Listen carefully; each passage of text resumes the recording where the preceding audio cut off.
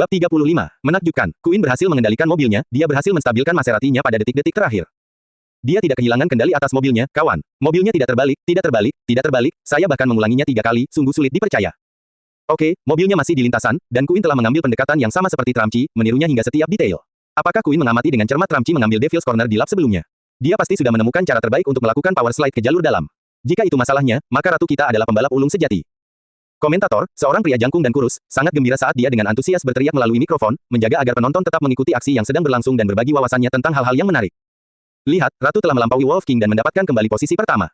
Baiklah, apa yang bisa kami katakan di sini? Jika ada satu ungkapan untuk menggambarkan ratu saat ini, itu pasti adalah, bangkitlah dirimu dari tempatmu terjatuh. Dia menambahkan, menguasai sudut iblis adalah kunci untuk menang di sirkuit ini, dan selama sang ratu berhasil jangan membuat kesalahan besar mulai saat ini, dan pertahankan saja keunggulannya, maka dia akan memenangkan perlombaan ini dengan telak. Bagus sekali, ratu, dia benar-benar luar biasa. Meskipun banyak orang berada di belakang Tramci karena penampilannya yang luar biasa, banyak dari mereka yang masih senang melihat Shen Qingyan melakukannya dengan baik, jadi mereka semua mulai bersorak untuknya. Asteris asteris asteris asteris asteris asteris. Asteris asteris asteris asteris asteris asteris. Kamu mengambilnya dari mengamatinya, Su Li bertanya. Yup, Beastars itu sungguh aneh. Sejujurnya, tak seorang pun pernah mencoba masuk ke dalam di Devil's Corner, dan saya tidak akan mencoba sampai saya melihatnya melakukannya. Setelah mengamatinya dengan cermat, saya menemukan caranya. Shen Qingyan secara terbuka mengakui bagaimana dia berhasil melakukannya. Pada tikungan yang tajam dan sempit seperti itu, sebagian besar pengemudi lebih memilih untuk menurunkan gigi untuk memulai drift, tetapi Xiao Luo memilih untuk melakukan power over dan menyebabkan oversteer tepat di tikungan. Hal ini membutuhkan peningkatan tenaga secara tiba-tiba dan cepat, dan tingkatannya harus tepat, atau mobilnya akan berputar. Itulah yang dia amati dalam penyimpangan sempurna Xiao Luo melalui jalur dalam, dan dia menerapkannya persis seperti yang dia lakukan. Su Li mendengarkan tapi tetap diam. Dia menoleh ke belakang, berharap Xiao Luo akan datang mengaum di belakang mereka dengan Tramcinya. Harapannya terhadap Xiao Luo secara alami lebih tinggi sekarang, dengan terungkapnya banyak bakatnya baru-baru ini. Lei Si plus Jian sedang marah-marah di dalam mobil Porsche-nya karena dia tidak percaya bahwa Shen Qingyan telah melewatinya, dan menolak untuk menerima bahwa dia telah melewatinya. Wanita jalang itu benar-benar melakukan teknik canggih seperti itu. Saya pikir saya mengikuti balapan ini dengan sistem injeksi NOx, tapi dia masih berhasil melewati saya di Devil's Corner, apa-apaan ini? Bentaknya. Bos, tidak apa-apa, bahkan jika Ratu menang, lalu bagaimana? Tramci lah yang tidak bisa kami biarkan menang, kalau tidak, kami harus membayar 5 juta dolar untuk menyelesaikan taruhan yang kami buat, erang rekan pengemudinya. Sial, tidakkah kamu lihat bahwa bahkan ketika dia berhasil menyusul Devil's Corner pada lap terakhir, saya masih berhasil menyalipnya sebelum akhir. Di lap ini, kami sudah melewati Devil's Corner, dan saya bahkan belum melihatnya. Dia masih tertinggal jauh, dan dia tidak bisa mengejar, kemungkinan besar dia akan melewatiku. Lei Si plus Jian merengut. Aku tahu, tapi harap berhati-hati, bos, pria itu sangat aneh. Berhentilah berisik, kamu membuatku jengkel. Lei Si plus Jian menatap tajam ke arah rekan pengemudinya, dan itu sudah cukup untuk membuatnya langsung diam. Di Tramci, Su Chanya cemberut dan mengamuk seperti anak cengeng. Kami tidak bisa menang sama sekali, perbedaan antara mobil sport itu dan Tramci domestik ini seperti surga dan neraka. Anda tidak mungkin membuat perbedaan besar bahkan dengan keahlian Anda, serunya. Bisakah kamu menutup mulutmu yang tidak berguna itu sekali saja? Xiao Luo menggeram pada Su Chanya sambil terus memperhatikan jalan, merasa kesal dan merasa rengekan Su Chanya yang tak henti-hentinya tak tertahankan. Tramci sekarang menuju ke Devil's Corner, dan Xiao Luo sekali lagi mengambil jalur dalam dengan kecepatan sangat tinggi saat dia bersiap untuk berbelok. Su Chanya tidak berhenti merengek ketika dia menemukan hal lain untuk dibicarakan. Kakak ipar, kamu melaju terlalu cepat, terakhir kali tidak secepat ini, pelan-pelan, pelan-pelan. Jika kita mengambil tikungan dengan kecepatan ini, tamatlah kita. Tolong, pelan-pelan, aku tidak ingin mati di usia muda. Itu tidak menghentikan Xiao Luo sama sekali, dan saat Tramci terus berakselerasi, mesinnya mulai mengaum seperti binatang buas yang berada di jalur dalam. Tolong, Tuhan, dan dewa dari semua agama, mohon berikan kepadaku perlindungan ilahimu dan selamatkan jiwa malang ini. Su Chanya menutup matanya dan mengertakkan gigi ketakutan. Dia berpegangan erat pada pegangan tangga, dan seperti kebanyakan pria yang menghadapi bahaya ekstrim, dia mulai berdoa kepada dewa yang sering dia abaikan. Kembali ke kaki Wild Wolf Mountain, layar besar menunjukkan Tramci melaju ke Devil's Corner.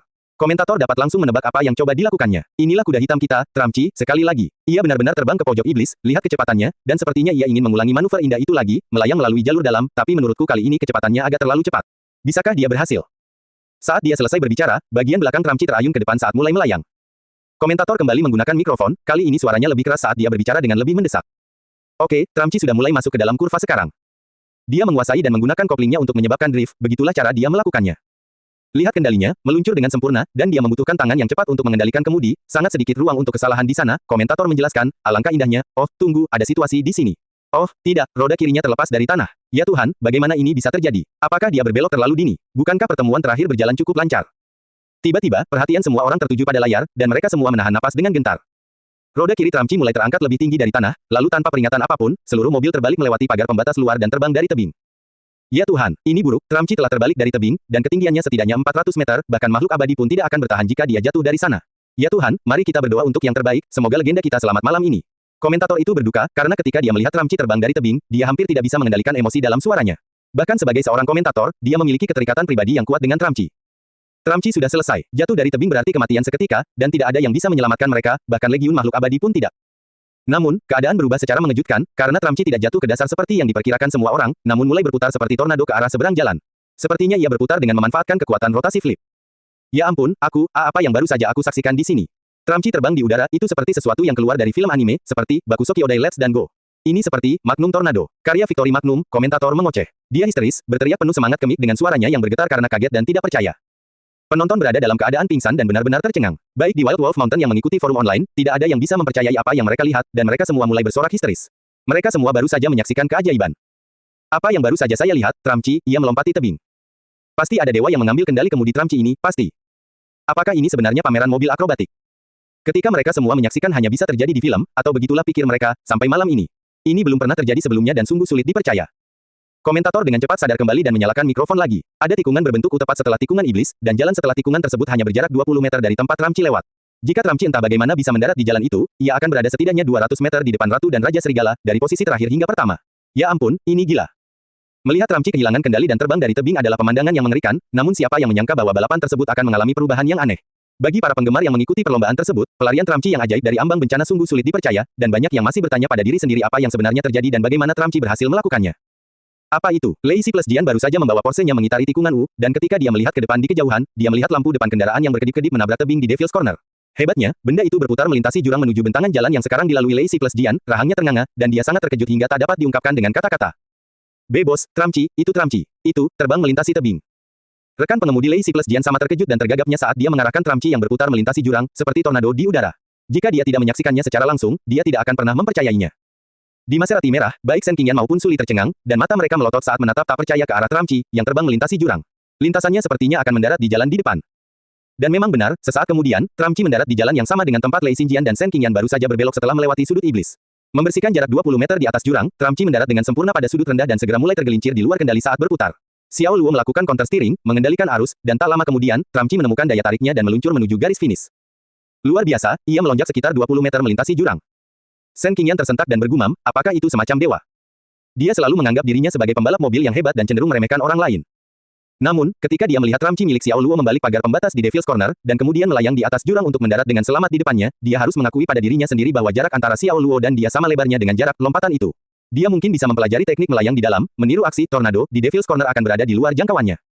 Teknik tornado, melampaui keterampilan teknis, dibutuhkan ketabahan mental yang luar biasa dan keberanian untuk berhasil melakukan gerakan ini, dan dia tidak memiliki keduanya. Dia dengan ceroboh mempertaruhkan nyawanya. Suli baru saja pulih dari keterkejutannya, dan dia sepenuhnya menyangkal manuver berisiko Xiao Luo. Sungguh suatu keberuntungan bahwa dia telah mendarat dengan selamat, dan jika ada yang tidak beres dalam prosesnya, suami dan saudara laki-lakinya akan meninggal saat itu juga. Dia tidak sanggup kehilangan keduanya. Sorakan riuh muncul di kaki Gunung Serigala Liar, dan ribuan penggemar yang gembira mengikuti feed di forum memposting sambutan hangat, semua orang bersorak liar atas kepahlawanan Xiao Luo yang luar biasa.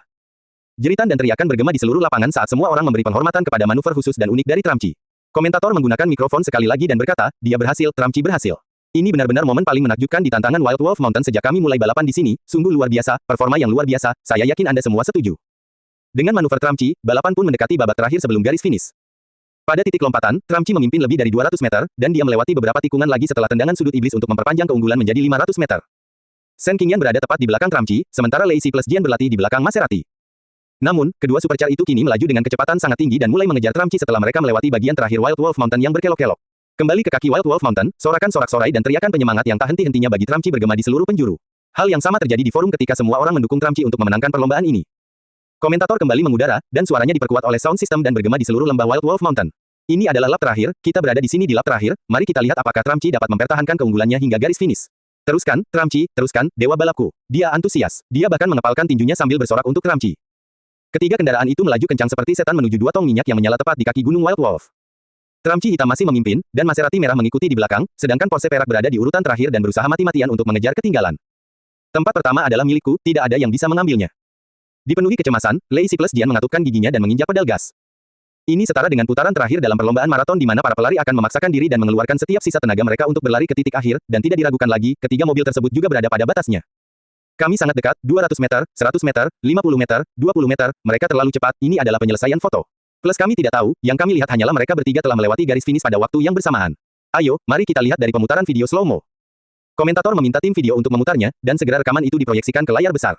Dan hanya setelah mengurangi kecepatan video sebanyak 20 kali lipat barulah mereka akhirnya memastikan pemenangnya, Tramci yang menang. Ia mempertahankan keunggulannya tepat di pita dan diikuti oleh Maserati merah di tempat kedua. Sayangnya, Lacey plus Jian, dengan Porsche peraknya, berada di urutan terakhir. Tempat pertama adalah Tramci. Hadirin sekalian, Tramci telah memenangkan perlombaan ini, dan saya yakin itulah yang diharapkan semua orang. Ayo, beri tepuk tangan meriah kepada Tramci, si kuda hitam. Dia telah mendapatkan rasa hormat kami yang sebesar-besarnya.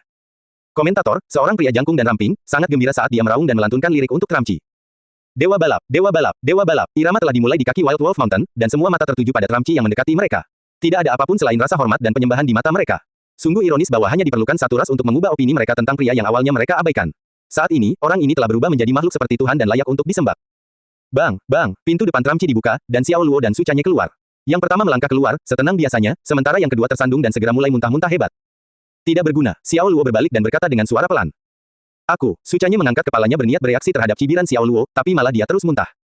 Dia telah melakukan perjalanan ke neraka dan kembali ke perlombaan ini. Bagian terburuknya adalah terjatuh dari tebing dan berputar seperti tornado. Selama lompatan menakjubkan itu, dia merasa seperti berada di dalam mesin cuci dan melihat dunia berputar dengan aneh. Sedangkan bagi penonton, pemandangan yang mereka lihat adalah manuver udara yang megah. Bahkan setelah keluar dari mobil, dia masih pusing dan melihat bintang-bintang, sensasi yang sama seperti yang didapat saat berputar-putar selama beberapa ratus putaran, lalu mencoba untuk tetap berdiri. Seperti seorang reporter, komentator mendatangi Xiao Luo dengan membawa mikrofon dan mewawancarainya, dan ada tim lain yang merekamnya dengan kamera video. Dewa balapan, kamu adalah idolaku. Bisakah Anda berbagi dengan kami perasaan Anda memenangkan perlombaan ini?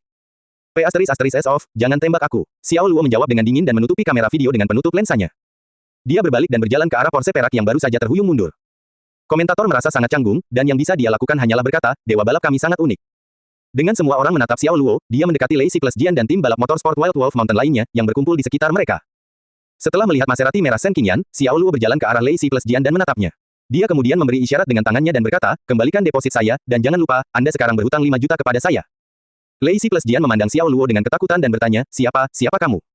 Pria ini telah memukulinya dengan Tramci yang diproduksi secara lokal. Dan terlebih lagi, dia mengintimidasi Lei Si plus Jian dan memberinya kesan yang tak terlupakan dan menakutkan di hatinya. Itu bukan urusanmu, dan kirimkan aku uangnya sekarang, aku tidak punya banyak waktu untuk dihabiskan bersamamu, jawab Xiao Luo. 5 juta dolar bukanlah jumlah yang kecil, dan itu lebih dari cukup untuk menutupi pengeluaran tim balap selama setengah tahun. Haruskah dia bermain kotor? Lei Si Jian punya beberapa ide gelap di kepalanya, tapi dia tidak mampu melakukannya saat ini. Perlombaan ini disiarkan secara langsung dan diawasi oleh ribuan mata. Dia harus memilih waktu yang tepat agar tidak merusak seluruh industri balap bawah tanah mereka di Wild Wolf Mountain. Pada akhirnya, Xiao Luo tidak hanya mendapatkan kembali uangnya, tetapi dia juga mendapatkan tambahan 5 juta dolar untuk dirinya sendiri. Su Chanye juga mengembalikan Bentley-nya kepadanya, dan dia sangat senang melebihi kata-kata. Dia menemukan kembali semangatnya dan segera mulai memberikan panggilan kucing kepada para wanita di lapangan, tidak dapat menahan diri untuk tidak pamer. Sebagai seorang mega selebriti, Su Li memiliki reputasi yang harus dilindungi, jadi dia tetap berada di Maserati merah agar tidak terlihat. Namun, matanya selalu tertuju pada Xiao Luo, dan dia mulai menyadari bahwa pria ini memiliki pesona misterius namun magnetis dalam dirinya. Xiao Luo hanya mengenakan pakaian serba hitam yang tidak mencolok, tetapi penampilannya yang rapi, kulitnya yang cerah, dan mata gelapnya yang membara memberinya kepribadian yang percaya diri dan luar biasa. Su Li belum pernah meluangkan waktu untuk mengamati Xiao Luo sebelum ini, tetapi sekarang setelah dia melakukannya, dia menyadari bahwa tidak mungkin dia bisa melihat kerumitan yang tersembunyi dalam diri pria ini. Belum lama ini, dia percaya bahwa Xiao Luo hanyalah orang yang dangkal dan tidak ambisius, tetapi dari apa yang dia lihat sekarang, dia sebenarnya adalah seorang pria yang memiliki banyak bakat terpendam. Dan, seseorang harus mengupas lapisan demi lapisan untuk menemukannya. Dia baru-baru ini mengetahui bahwa dia dapat berbicara dalam 4 bahasa asing yang berbeda, dan hari ini, dia melihat sendiri betapa berbakatnya dia, memiliki keterampilan balap yang lebih baik daripada sahabatnya, Shen Qingyan. Bagaimana orang seperti itu bisa menjadi pegawai biasa? Shen Qingyan keluar dari mobilnya dan mendekati Xiao Luo. Dia menggelengkan kepalanya tak percaya dan memberinya senyuman masam, dia bertanya, katakan padaku, dari mana kamu belajar mengemudi mobil seperti itu? Xiao Luo menatapnya dengan wajah datar. Saya otodidak, jawabnya. Xiao Luo kemudian membuka pintu mobilnya, dan sebelum dia masuk, dia melirik ke arah Su Li tetapi tidak menyapanya, mengetahui bahwa dia tidak ingin diketahui. Dengan itu, Tramci meraung hidup, lalu melaju ke depan dalam jarak dekat sebelum Xiao Luo berputar 360 derajat dan pergi. Keren sekali, apakah ini pesona dewa? Itu bukan pesona tapi sikap seorang dewa. Sungguh percaya diri dan keberanian untuk turun dari tebing dan melompati jurang, dia adalah dewa balap yang sah di Gunung Serigala Liar kita. Saat Xiao Luo keluar dengan penuh gaya dari Wild Wolf Mountain, dia meninggalkan kerumunan di sana dan orang-orang yang mengikuti di feed online, dalam keadaan kagum dan memuja. Tidak ada yang bisa melupakan keterampilan mengemudinya yang mengesankan dan manuver mendekati kematian yang dia lakukan, tampil di Devil's Corner, yang sekarang dikenal oleh para penggemar sebagai Leap of Fight, dan, dalam semalam, Xiao Luo telah menjadi legenda di Wild Wolf Mountain. Kakak ipar, tunggu aku. Su Chanye berteriak dan buru-buru melompat ke mobil Bentley miliknya dan pergi mengejar Xiao Luo. Meskipun semua kejadian itu sangat mengerikan dan bahkan menyakitkan bagi Su Chanye, hasilnya memuaskan, dan pada akhirnya semuanya berhasil, dia mendapatkan Bentley-nya kembali. Xiao Luo telah mendapatkan rasa hormat yang paling dalam atas keterampilan dan kemampuan fisiknya, yang menurutnya merupakan manusia super yang luar biasa, dan dia sekarang memutuskan untuk mengikuti Xiao Luo mulai saat ini. Su Chanye, itu Beastar. Sayalah yang memenangkan kembali mobilnya untuknya, dan dia bahkan tidak mau mengucapkan terima kasih kepada saya.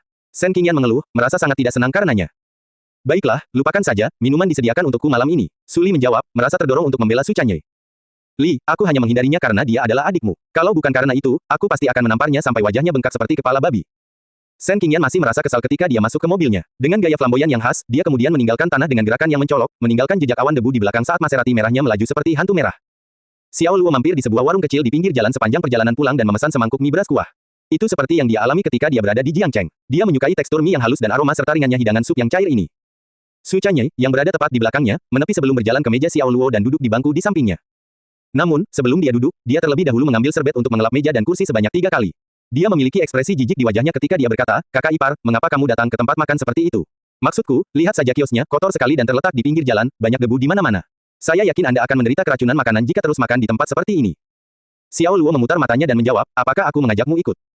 Ahem, kamu benar, akulah yang tidak tahu malu yang memutuskan untuk mengikutimu ke sini. Su Chanye terbatuk-batuk dengan canggung, dan untuk menyesuaikan diri dengan adegan itu, dia segera memesan kepada pemilik kios, demi memiliki kesamaan dengan Xiao Luo. Pelayan, sajikan padaku sama seperti yang diperintahkan kakak iparku, serunya. Pelayan, pemilik warung cukup geli mendengarnya, namun dia tersenyum sopan dan menjawab, baiklah, mohon tunggu sebentar. Untung saja saat itu tengah malam, dan tidak ada orang lain di sekitar. Kalau tidak, orang-orang pasti akan menertawakan Su Chanye. Pemilik kios adalah seorang pekerja keras, dan dia tidak tersinggung sama sekali oleh Su Chanye. Xiao Luo tertawa dan berkata, haha, kamu lucu, caramu memanggilnya tidak pantas. Tetapi saya telah menonton banyak acara TV kuno, dan dari situlah saya mempelajarinya. Pokoknya kakak ipar, jangan datang ke warung pinggir jalan untuk makan lagi demi kebersihan. Kalau bukan karena kamu, aku pasti tidak akan. Oh tunggu, adik iparmu yang rendah hati tidak berusaha untuk menggurui di sini, tapi bukan berarti kita terlalu miskin untuk mampu pergi ke restoran, bukan? Restoran manapun di kota ini yang lebih enak dari ini, bukan? Kata Su Chanye. Xiao Luo menggelengkan kepalanya dan menawarkan pandangannya sendiri tentang dunia kuliner saat dia melihatnya. Makanan lezat negara kita bisa ditemukan di jajanan pinggir jalan pada umumnya. Dan Anda tidak akan menemukannya dengan pergi ke restoran mewah yang Anda singgung, ujarnya. Su Chanye jelas tidak yakin. Benar-benar, Xiao Luo tidak menanggapi Su Chanye dan duduk diam, menunggu makanan. Tidak butuh waktu lama sebelum pemilik warung berjalan membawa nampan untuk menyajikan 2 mangkuk bihun kuah panas yang masih mengepul. Kelihatannya dan baunya enak dengan bumbu dan porsi bakcoy di atas mie. Xiao Luo mulai menggali dengan sumpitnya. Apakah kamu yakin tidak akan keracunan makanan karena memakan ini? Su Chanye bergumam keras, mengerutkan kening dalam-dalam saat dia ragu apakah akan memakannya atau tidak. Tapi perutnya keroncongan, dan setelah mencium aroma segar dari kuah bihun, dia memutuskan bahwa risikonya sepadan dan mulai menyantapnya. Dia perlu memiliki kesamaan dengan saudara iparnya, untuk apa nilainya, dan jika dia benar-benar keracunan makanan di kemudian hari, itu adalah harga kecil yang harus dibayar. Dia menenangkan diri dan mulai menggali. Dia tidak menyangka bahwa begitu dia mulai makan, dia tidak dapat menahan diri untuk menghabiskan seluruh mangkuk. Wah, enak sekali, enak sekali. Su Chanye makan dengan lahap dan dengan murah hati memuji makanan di sela-sela suapannya, karena tekstur bihunnya sangat enak, kenyal dan segar, dan sesuatu yang belum pernah dia makan sebelumnya, yang langsung membuatnya berselera makan. Duduk di sebelahnya, Xiao Luo tersenyum dan menggelengkan kepalanya. Dia akrab dengan bahasa gaul Siaha yang digunakan oleh Su Chanye, yang berarti makanannya enak. Saat mereka sedang menikmati semangkuk mie, sebuah mobil hitam mendekat dengan cepat dari jauh, dan tanpa peringatan, mobil itu berhenti tepat di depan warung. Sekelompok pria berotot dengan kaus hitam turun dari mobil bersenjatakan tongkat baseball dan pipa besi. Mereka tampaknya mengikuti perintah seseorang, dan orang itu tidak lain adalah Lei Si plus Jian dari Wild Wolf Mountain. Apa yang dilakukan tim dari Wild Wolf Mountain Motorsports di sini? Su Chanye bertanya sambil menggaruk bagian belakang kepalanya. Xiao Luo tersenyum dan menjawab, mereka memiliki aura yang mengancam, sepertinya tidak ada gunanya. Mungkinkah mereka menginginkan uangnya kembali? Saat Su Chanye berbicara, Lei Si plus Jian menunjuk dengan agresif ke arah Xiao Luo dengan tongkat baseball di tangannya. Nak, jika kamu tidak ingin menjalani sisa hidupmu sebagai orang cacat, lebih baik kamu serahkan uangnya sekarang juga. Kalau tidak, aku akan menghajarmu habis-habisan, katanya. Salah satu anteknya mendekati Xiao Luo dan melemparkan mesin pos ke atas meja. Ingin tampil garang dan mengancam, dia melemparkannya dengan sangat keras. Lei Si plus Jian segera menoleh ke arahnya dan berkata, cek kamu, apa yang akan kami lakukan jika kamu melanggarnya? Set, tiba-tiba, Xiao Luo mengangkat tangan, memberi isyarat agar Lei Si plus Jian tetap diam. Seketika, hawa dingin dan gelap merayapi tanah, dan semua orang merasakannya. Xiao Luo dan Lei Si plus Jian tidak hanya merasakannya, tetapi bahkan Su Chanye juga bisa merasakan sensasi aneh akan bahaya yang akan datang, perasaan yang didapat ketika menjadi sasaran binatang buas yang berkeliaran. Di sana, Xiao Luo tiba-tiba berbalik dan melihat ke sisi timur jalan. Lei Si plus Jian dan Su Chanye serta yang lainnya mengikuti arah yang dilihat Xiao Luo, dan apa yang mereka lihat membuat bulu kuduk mereka berdiri tegak. 2 pria, berpakaian hitam dan bersenjatakan parang berkilauan, mendekati mereka di balik tabir malam yang gelap. Mereka tidak mengeluarkan suara sedikit pun, dan tidak ada yang akan memperhatikan penyerangnya jika Xiao Luo tidak memperingatkan mereka. Terkejut, Su Chanye berseru, cek, apakah mereka berperan sebagai pembunuh seperti di drama kuno itu? Saat itu malam yang gelap dan sunyi, dan 2 pria, yang mengenakan pakaian serba hitam, diam-diam mendekat dengan niat jahat. Parang yang terhunus di tangan mereka berkilau dingin di bawah cahaya lampu jalan, dan niat mereka terlihat jelas. Bos, ini terasa tidak benar. Haruskah kita keluar dari sini? Seorang anggota tim balap Wild Wolf Mountain Motorsport berbisik kepada Lei Si plus Jian. Mundur, Lei Si plus Jian berteriak sambil menenangkan diri dari keterkejutan awal dan memukul bagian belakang kepala pria itu. Kemudian, dia menatap Xiao Luo dan meraung, nak, apakah menurutmu kamu benar-benar bisa mengintimidasi kami dengan mempekerjakan beberapa aktor kelas 2 yang berpura-pura menjadi pembunuh? Anda menganggap kami terlalu enteng. Jin Ying, aku ingin kamu menghajar kedua bajingan itu dan jangan berhenti sampai mereka berlutut di depanku dan memohon belas kasihanku. Oke bos, mereka berdua, pria kekar dari tim Wild Wolf Mountain Motorsport, mengangguk dan berjalan untuk menghadapi 2 pria berbaju hitam, bersenjatakan pipa baja. Dengan percaya diri, mereka mendekati pria-pria berpakaian hitam itu dengan sikap angkuh, memutar-mutar pipa mereka, dan menunduk ke arah musuh seolah-olah mereka sudah mengalahkan mereka. Pada saat itu, Lei Si plus Jian lebih mementingkan berurusan dengan pria berbaju hitam daripada mengumpulkan uang dari Xiao Luo, jadi dia memprioritaskan berurusan dengan mereka terlebih dahulu. Mari kita lihat trik kotor macam apa yang kamu lakukan, ini sangat menarik, aku pernah mendengar tentang polisi penipu tetapi tidak pernah mendengar tentang penipu pembunuh. Dia bingung. Ucapkan selamat tinggal pada saudara-saudaramu, kamu mungkin baru saja mengirim mereka ke perjalanan yang tidak bisa kembali, Gurau Xiao Luo. Orang-orang berpakaian hitam ini jelas merupakan pembunuh profesional. Mereka bersenjata, dan cara mereka bergerak merupakan pertanda niat jahat mereka. Oleh karena itu, perintah yang diberikan Lei Si plus Jian kepada saudara-saudaranya sama saja dengan hukuman mati. Tetapi Xiao Luo tidak merasa berkewajiban untuk menyelamatkan orang-orang bodoh yang ditakdirkan untuk binasa ini, karena hidup mereka tidak ada hubungannya dengan dia. Lei Si plus Jian tidak membelinya, dan dia sudah memutuskan bahwa ini adalah salah satu trik Xiao Luo. Yo, kamu sendiri adalah aktor yang cukup bagus. Teruslah bermain, dan mari kita lihat berapa banyak waktu yang bisa Anda beli. Jika situasinya berbeda, saya akan sepenuhnya menominasikan Anda untuk Oscar, sayang sekali, cibirnya. Xiao Luo tersenyum dan tidak menanggapi ejekannya. Orang-orang berpakaian hitam mulai meningkatkan langkah mereka seperti embusan angin, dan anehnya, mereka hampir tidak mengeluarkan suara bahkan ketika mereka tampak sedang mempercepat langkah mereka. Mereka bergerak dengan sengaja dengan niat membunuh, parang dipegang erat di tangan mereka, dan mereka sepertinya siap menyerang dua anggota tim Lei Si plus Jian, Jin Ying dan Ku. Kedua anggota tim Wild Wolf Mountain tiba-tiba menjadi pucat dan gemetar ketakutan. Bahkan sebelum mereka sempat bereaksi, mereka sudah merasakan parang menempel di tenggorokan mereka, dan sesaat kemudian, kematian telah menimpa mereka saat pria berbaju hitam mengangkat parang mereka dan mengiris tubuh Jin Ying dan Ku. Dengan gerakan mereka yang tersinkronisasi dan tepat, pria berbaju hitam tampak seperti seorang pembunuh dan bayangannya. Tebas, plus. Tubuh anggota Jin Ying dan Ku benar-benar hancur dalam semburan darah dan darah kental. Tubuh mereka terbelah dan hampir terpotong menjadi dua, dan ketika cahaya meninggalkan mata mereka, organ dalam mereka tumpah ke tanah. Itu adalah pemandangan yang mengerikan ketika darah muncrat dari luka terbuka dan membasahi tanah menjadi merah. Terkesiap, saat melihat pembantaian yang mengerikan itu, Lei Si plus Jian, geng gunung serigala liar, dan Su Chanye semuanya tersedak, mata terbelalak ketakutan, dan tubuh mereka mulai gemetar tak terkendali. Kedua pria itu masih hidup dan menendang beberapa saat yang lalu, dan begitu saja, mereka sekarang menjadi tumpukan daging dan bagian tubuh yang berdarah. Itu adalah cara mati yang kejam karena tanah tempat tubuh mereka terbaring basah kuyup dan berbau-bau darah yang kental. Ah, pembunuhan, seseorang terbunuh. Pemilik warung terjatuh ke tanah karena panik sambil berteriak-teriak ngeri, lalu ia bergegas bangkit dan lari tanpa bersusah payah menutup kiosnya. Menatap mayat-mayat itu, Su Chanye juga berteriak keras, tapi bahkan sebelum dia bisa mengucapkan sepatah kata pun, dia merasakan tubuhnya menjadi dingin dan merasakan rasa asam di bagian belakang tenggorokannya, lalu, tanpa peringatan, bubur mie beras yang belum tercerna dan bubur sup melonjak ke atas dari perutnya, dan dia segera memuntahkan bubur itu kembali ke dalam mangkuk. Bebos, Jin Ying, Ku, mereka mati, dipotong menjadi dua. Seorang anggota tim Wild Wolf Mountain Motorsport merintih dengan suara menangis. Apa yang baru saja mereka saksikan terlalu berat untuk ditanggung, dan mental mereka telah hancur dari dalam. Lei Si plus Jian dalam keadaan linglung, dan yang bisa dia lakukan hanyalah menatap kosong ke tubuh rekan-rekannya yang telah meninggal. Dia masih belum bisa menerima kenyataan bahwa mereka telah binasa tepat di depan matanya. Mereka masih berbicara dengannya beberapa detik sebelumnya, bagaimana mereka bisa mati mendadak. Dia tidak bisa menerima kenyataan bahwa mereka sudah mati. Dia menatap pria berbaju hitam dan gemetar. Kamu benar ketika mengatakan sesuatu tentang babi di talenan yang menunggu untuk disembelih, Xiao Luo mengejek. Xiao Luo kemudian melirik kedua pria berpakaian hitam yang menatapnya dengan niat membunuh. Meraih sisi meja dengan tangan kanannya, Xiao Luo tiba-tiba melemparkan meja berbentuk persegi itu ke arah mereka. Bahkan tanpa menggunakan seluruh kekuatannya, meja itu terbang, berputar pada sasaran yang dituju dengan kecepatan tinggi. Kedua penyerang berbaju hitam itu menatap tapi tidak menghindar. Dengan tenang mereka berdiri tegak dan menebas meja. Meja itu langsung pecah menjadi beberapa bagian, dan bahkan kaki logam meja itu pun terbelah menjadi dua. Coba ini, Xiao Luo melompat dan berlari ke warung yang dipasang di atas becak, termasuk satu set kompor gas, talenan, dan peralatan memasak lainnya. Berputar, Xiao Luo menendang salah satu sisi becak dengan kuat. Bang, seluruh kios, yang beratnya sekitar 100 kg, dikirim berlayar menuju para pembunuh. Ya ampun, apakah hal itu mungkin dilakukan manusia? Setiap anggota anak laki-laki Wild Wolf Mountain menganga dan mata terbelalak, dan mereka semua menatap Xiao Luo dengan kaget. Di mata mereka, dia sekarang sama menakutkannya dengan para pembunuh, karena bagaimana tendangan manusia bisa menghasilkan kekuatan yang membuat sebuah kios terbang seperti mobil dengan kecepatan tinggi menabraknya. Su Chanye juga sama terkejutnya, dan meskipun dia telah melihat sisi mengerikan dari Xiao Luo di Star Cloud Kendo Gym, dia tetap tidak bisa terbiasa tidak peduli berapa kali dia melihatnya. Xiao Luo sungguh menakutkan. Saat kios itu terbang ke arah mereka seperti meteor, orang-orang berbaju hitam kembali menebas dengan pola yang sinkron.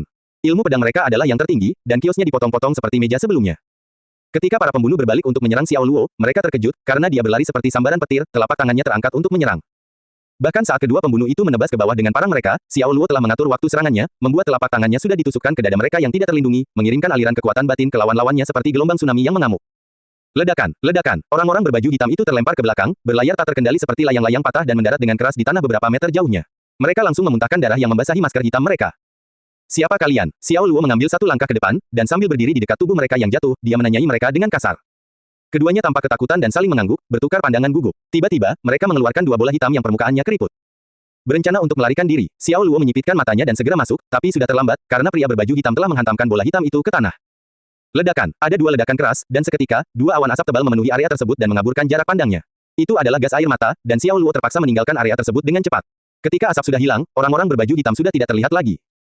Xiao Luo meringis, itu adalah kelalaiannya sehingga mereka berhasil melarikan diri tepat di depan hidungnya. Dia seharusnya melihatnya datang. Kedua pembunuh berpakaian hitam itu ternyata sangat terampil dan dilatih secara teratur, tapi mereka tidak menimbulkan terlalu banyak masalah baginya. Xiao Luo berpendapat bahwa mereka setidaknya setara dengan agen level ANSA, karena mereka cepat, dan meskipun terluka, mereka menggunakan alat perdagangan mereka dengan baik. Mereka nyaris ditangkap, namun berhasil membuat pengalih perhatian dengan bom asap dan melarikan diri. Xiao Luo bertanya-tanya dari mana asalnya. Organisasi MLM. Jika memang ada pejuang yang sangat terlatih dan tangguh dalam organisasi MLM, maka masuk akal jika NSA menugaskannya ke misi MLM di Siahai. Dengan adanya pembunuh terampil seperti itu, polisi reguler akan kesulitan menangani mereka. Anak-anak dari tim Wild Wolf Mountain Motorsport masih belum pulih dari pengalaman traumatis melihat dua rekan mereka dibunuh dengan sangat keji. Dan, ketika mereka mengira akan dibunuh oleh dua pembunuh itu, Xiao Luo datang dan mengalahkan para pembunuh itu hanya dalam hitungan detik.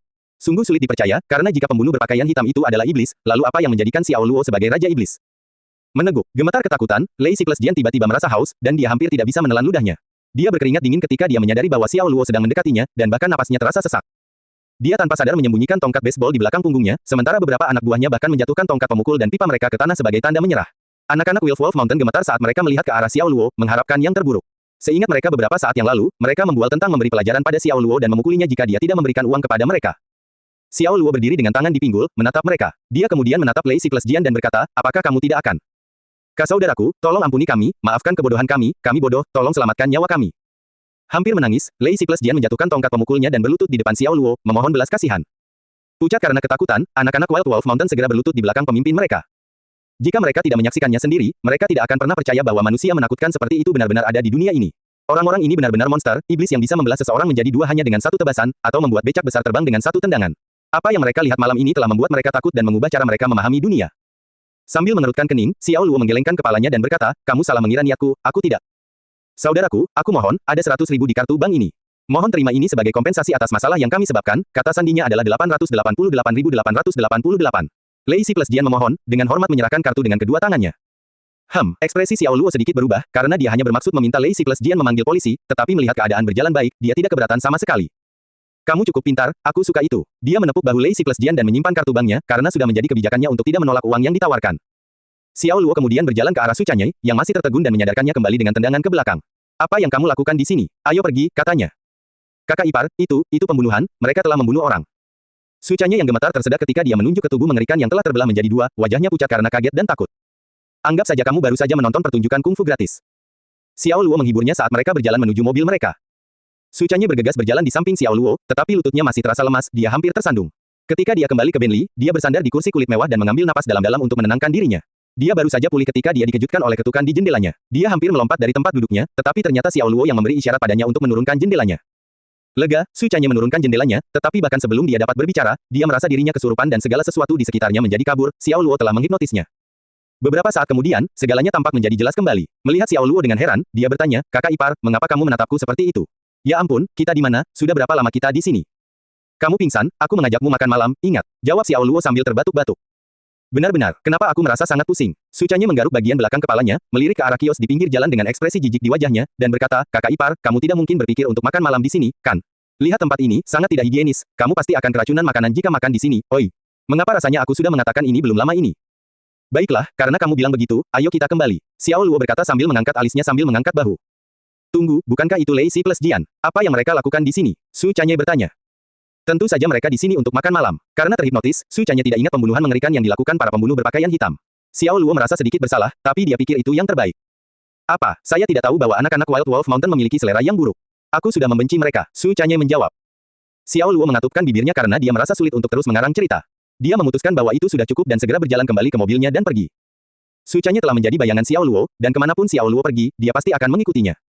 Saat Xiao Luo pergi, dia melihat anak-anak gunung serigala liar masih duduk di tanah seolah jiwa mereka telah direnggut, saling memandang tanpa daya tanpa tahu apa yang harus dilakukan selanjutnya.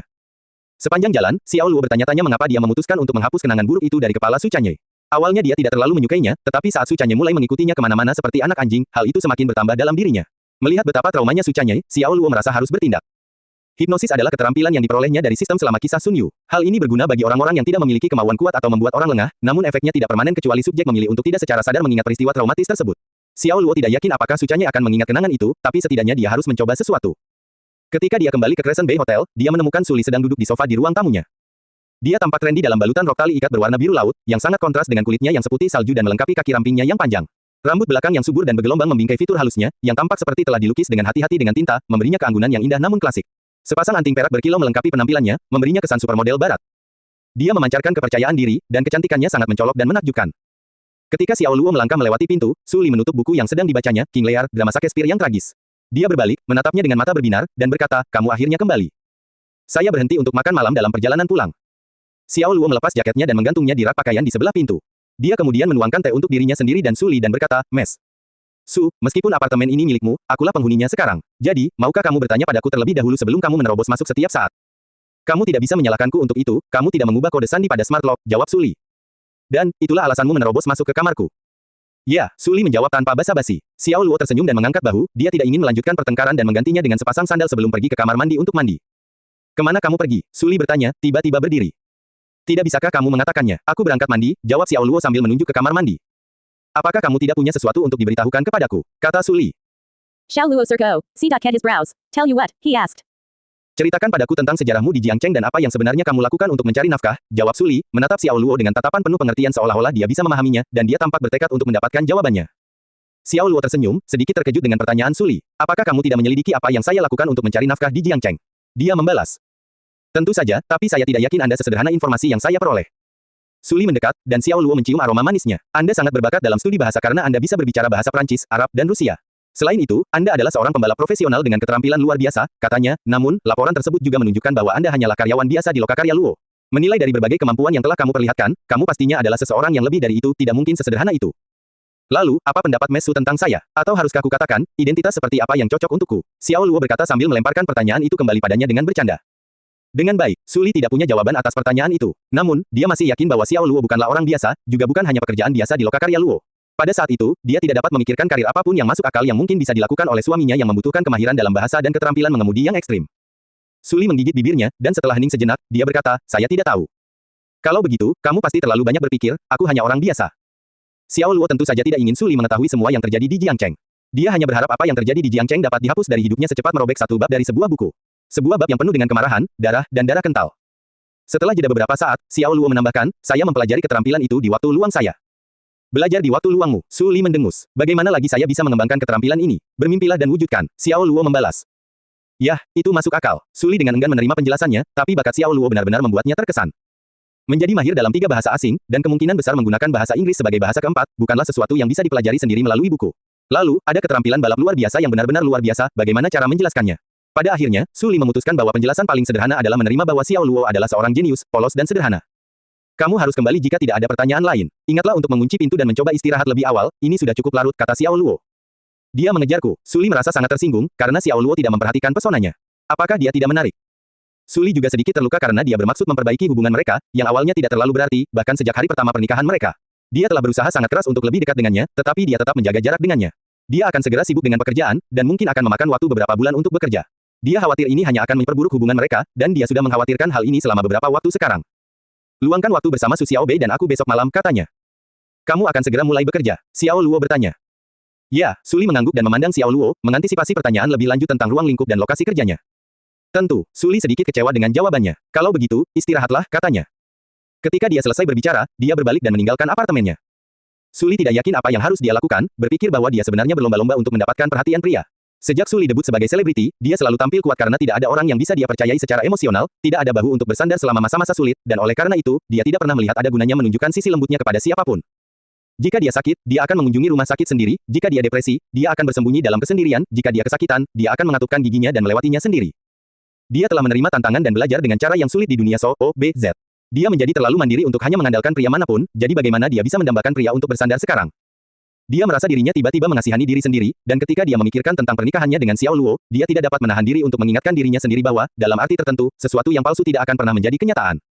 Ekspresi kebingungan terlihat di wajah Xiao Luo saat dia melihat Su Li berjalan pergi. Ini adalah seorang wanita yang melompat dari balkonnya tanpa ragu-ragu ketika dia menolak untuk menikahinya, lalu membelikannya cincin kawin yang mengesankan dan mengisi lemarinya dengan pakaian dan sepatu baru. Dia tersentuh oleh sikapnya, tapi dia merasa dia terlalu agresif, sombong, dan juga sadar akan citra. Sikapnya yang sombong tidak diragukan lagi merupakan hasil dari kesuksesannya yang luar biasa di dunia hiburan. Xiao Luo bisa menghargai kebutuhannya untuk bersikap tangguh, tapi dia tidak pernah terbiasa dengan gagasan menjadi pasangan pasif dalam suatu hubungan. Tampaknya mereka jarang sekali sependapat karena satu dan lain hal, mungkin itu karena keduanya pada dasarnya memiliki kepribadian yang agresif. Xiao Luo memutuskan untuk tidak memikirkan masalah ini lebih jauh dan mengambil pijamannya sebelum masuk ke kamar mandi.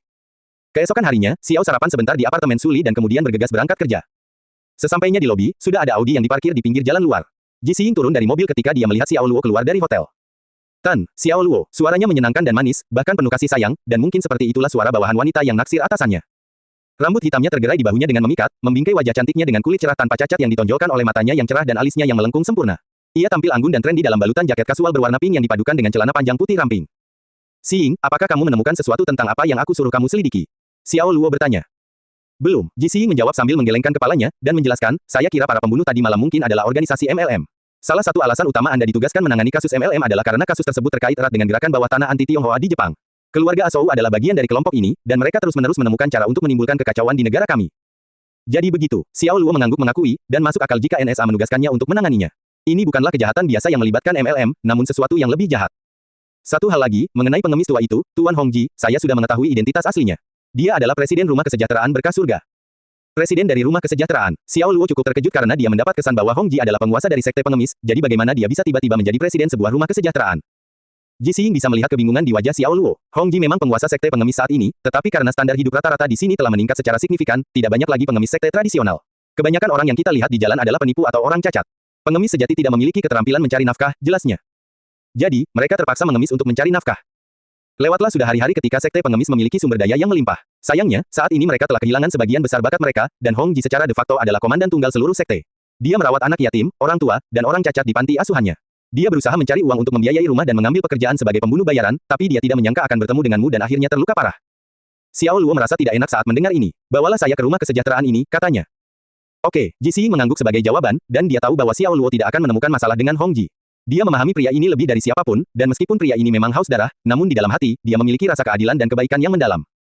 Ada banyak sekali talenta di negara kita, dan meskipun NSA telah merekrut banyak orang berbakat, masih banyak dari mereka yang hidup terpencil di kota-kota kita yang ramai, dan Hongji adalah salah satunya. Saat mereka berkendara, Ji Xiying berbicara dengan nada serius, bermaksud untuk memberi kesan pada Xiao Luo perlunya selalu waspada. Bangsa Hua tidak sedamai yang terlihat di permukaan. Para pembunuh berbaju hitam tadi malam sangat terlatih dan terampil serta dapat dinilai sebagai level S atau bahkan mungkin lebih tinggi. Selalu ada kemungkinan bahwa suatu hari Xiao Luo akan menghadapi musuh seperti itu, dan Ji Xiying prihatin. Xiao Luo merindukan niat mendasarnya saat dia menatap kosong keluar jendela, merasa sedikit menyesal atas hukuman kejam yang dia berikan pada Hongji. Sekitar setengah jam kemudian, Xiao Luo dan Ji Xiying tiba di rumah anak Tianqi di kota Xiahai. Kelihatannya hanya sebuah rumah anak-anak, pada kenyataannya, itu hanya sebuah halaman berpagar seukuran 2 lapangan basket, dengan bangunan 3 lantai di sekelilingnya. Rumah itu bobrok dan tampak seperti peninggalan kota pada masa sebelumnya. Waktu telah memakan banyak korban di tempat itu, dan ada banyak retakan di dindingnya, dan bahkan ada bagian yang ditumbuhi tanaman merambat yang lebat. Sekelompok anak sedang duduk di bangku batu di halaman di bawah sinar matahari sambil makan bubur. Jika dilihat lebih dekat, mereka semua adalah perempuan, dan tampaknya mereka memiliki beberapa disabilitas. Beberapa di antara mereka mengalami cacat tangan atau kaki, dan beberapa lainnya tampak menderita cacat mental. Pakaian mereka compang camping, namun secara keseluruhan terlihat rapi dan dirawat dengan baik. Gadis-gadis kecil ini adalah anak yatim piatu yang ditinggalkan oleh keluarga mereka. Mereka semua terlahir dengan atrofi otak, ada yang lahir dengan katarak, dan ada pula yang memerlukan transfusi darah untuk bertahan hidup. Orang tua mereka tidak mampu menanggung beban keuangan yang berat, sehingga mereka memutuskan untuk mengirim mereka ke sini. Selain anak-anak ini, panti ini juga melayani puluhan orang dewasa yang menderita berbagai penyakit fisik atau tidak dapat bertahan hidup secara mandiri. Banyak dari mereka yang pada dasarnya cacat dan tidak bisa berjalan, dan mereka hanya terbaring di tempat tidur sepanjang hari, kata Ji Xiying sambil memberikan gambaran singkat kepada Xiao Luo tentang aktivitas di rumah tersebut. Kerutan mulai terbentuk di antara alis Xiao Luo. Melihat reaksi Xiao Luo, sulit membayangkan dia adalah pembunuh berdarah dingin. Tentu saja, ketika dia melawan musuh-musuhnya, dia bisa membunuh tanpa mengedipkan mata, tapi ketika menghadapi situasi tertentu seperti ini, dia menunjukkan belas kasihan yang dalam. Saat mereka berdiri di halaman, seorang lelaki tua dengan rambut putih tiba-tiba keluar dari salah satu kamar. Rambut, alis, dan janggutnya semuanya putih, tuniknya tidak dikancingkan dan dijahit dengan banyak tambalan, celana pendeknya mencapai lutut, dan dia mengenakan sandal jepit. Sebagian besar tubuh bagian atas dan betisnya terlihat. Orang tua itu ternyata adalah pengemis berambut putih, Hongji, yang ditemui Xiao Luo di tepi sungai hari itu. Saat Hongji melihat Xiao Luo, ekspresinya tiba-tiba berubah. Matanya dipenuhi ketakutan saat dia menatap Xiao Luo dengan sikap bermusuhan, dan berkata, bagaimana kamu menemukanku? Kamu, apa yang kamu lakukan? Hal ini berbeda dengan sikap tenang dan percaya diri yang ditunjukkan Hongji tempo hari. Dia tidak akan pernah bisa melupakan malam ketika Xiao Luo merobek lengan kirinya. Jangan gugup, saya tidak datang dengan niat jahat. Xiao Luo berjalan ke arahnya dan melihat ke bahu kirinya di mana lengannya seharusnya berada, dan sebagai gantinya hanya ada lengan baju yang kosong. Xiao Luo mengalihkan pandangannya dengan berat hati dan berkata, tentang lengan kirimu, maafkan aku. Setelah berbicara, Xiao Luo membungkuk dalam-dalam pada Hongji. Jika Xiao Luo tidak mengunjungi rumah ini sendiri, dia tidak akan melihat apa yang ingin dicapai Hongji di rumah anak-anak. Xiao Luo diliputi penyesalan dan mulai menyesali tindakannya dan bahkan menyalahkan dirinya sendiri karena telah menyebabkan luka yang begitu menyedihkan pada Hongji. Xiao Luo tidak segan-segan menyakiti orang jahat, tapi dia menolak menyakiti orang yang baik dan penuh kasih sayang. Ada pepatah yang mengatakan, Anda dapat memilih untuk tidak berbuat baik, tetapi jangan berbuat jahat kepada orang benar. Hongji terkejut dengan tindakan Xiao Luo. Dia menatap Xiao Luo lama sekali, lalu tersenyum dan berkata, tidak ada yang perlu disesali. Aku memprovokasimu terlebih dahulu, jadi fakta bahwa kamu tidak membunuhku sudah merupakan bentuk kebaikan. Orang yang harus meminta maaf adalah saya karena saya mencari harta benda dan bersedia menyerang seseorang. Kehilangan lengan adalah peringatan yang saya perlukan, dan hal itu telah mencegah saya tersesat di jalan yang salah. Saya pikir itu sepadan. Orang tua, kesadaranmu hanya membuatku merasa lebih bersalah, jawab Xiao Luo. Hongji tersenyum pada Xiao Luo, karena dia dengan tulus ingin memaafkan dan melupakan. Anak muda tidak boleh membiarkan dirinya terjerat pada masa lalu. Sebaliknya, mereka harus melihat ke masa depan, katanya, beberapa hal yang terjadi sudah terjadi, melibatkan diri sendiri tidak akan mengubahnya. Jika Anda selalu memikirkan masa lalu, bagaimana Anda memandang masa depan? Bagaimana Anda akan mengembangkan karir Anda? Seandainya kita pertama kali bertemu dalam keadaan yang berbeda, menurutku kita akan menjadi teman baik, kata Xiao Luo, dan dia bersungguh-sungguh karena dia merasa bisa bertatap muka dengan lelaki tua ini. Kedatanganmu ke sini sudah menjadikan kami teman, kata Hong Ji. Benar-benar, tentu saja, Hong Ji tersenyum, dan seluruh wajahnya menjadi cerah. Dia menunjuk ke arah pintu dan berkata, masuklah, meskipun ini tempat yang sederhana, tapi masih ada teh yang bisa saya tawarkan kepada tamu kita. Apakah kamu tidak membenciku? Xiao Luo bertanya. Hong Ji menggelengkan kepalanya, dan sambil menghela nafas, dia berkata, apa gunanya membenci? Bisakah kebencian mengembalikan lenganku? Bisakah kebencian membantu semua orang di rumah ini, memberi mereka makanan dan pakaian? Pak Tua, kamu memang orang yang menarik. Terlepas dari apakah Anda mengatakan yang sebenarnya atau berbohong, kartu ini cocok untuk Anda. Kata sandinya 68, anggap saja sebagai bentuk kompensasi, kata Xiao Luo sambil mengeluarkan kartu bank dari sakunya dan menyerahkannya kepada Hong Ji. Anak muda, kamu harus memikirkan jalur karirmu sendiri, kamu tidak perlu melakukan ini. Ambil kembali, kata Hong Ji sambil melambaikan tangannya. Apakah kamu tidak membutuhkannya? $1 juta di sini dapat membantu rumah ini untuk waktu yang lama, jawab Xiao Luo. Hah, ada $1 juta. Mendengar ini, Hong Ji tersentak, dan dia langsung meraihnya dengan kecepatan sangat cepat hingga kartu itu menghilang dalam sekejap, seperti sulap-sulap. Sebelum ada yang menyadarinya, dia sudah menyembunyikannya di sakunya. Mengapa kamu tidak mengatakan sebelumnya bahwa ada begitu banyak uang di sini? Saya hampir membuat kesalahan dan kehilangan $1 juta. Dia menangis. Hah, Xiao Luo dan Ji Xing saling berpandangan, tidak bisa berkata-kata dan hampir tidak bisa menahan tawa. Hong Ji adalah orang yang cukup berkarakter, beberapa saat yang lalu, dia mengungkapkan cita-cita luhur dari seorang pria yang berbudi luhur, namun cita-cita itu ditolak karena tawaran uang pada saat berikutnya. Xiao Luo tertawa terbahak-bahak, karena sepertinya mulutnya mengatakan satu hal sementara tangannya mengatakan hal lain. Pak Tua, setidaknya kamu bisa menjunjung tinggi kehormatanmu dan menjaga citra itu sebagai orang yang berbudi luhur, ujarnya. Memiliki image sebagai orang yang berbudi luhur tidak mendatangkan uang.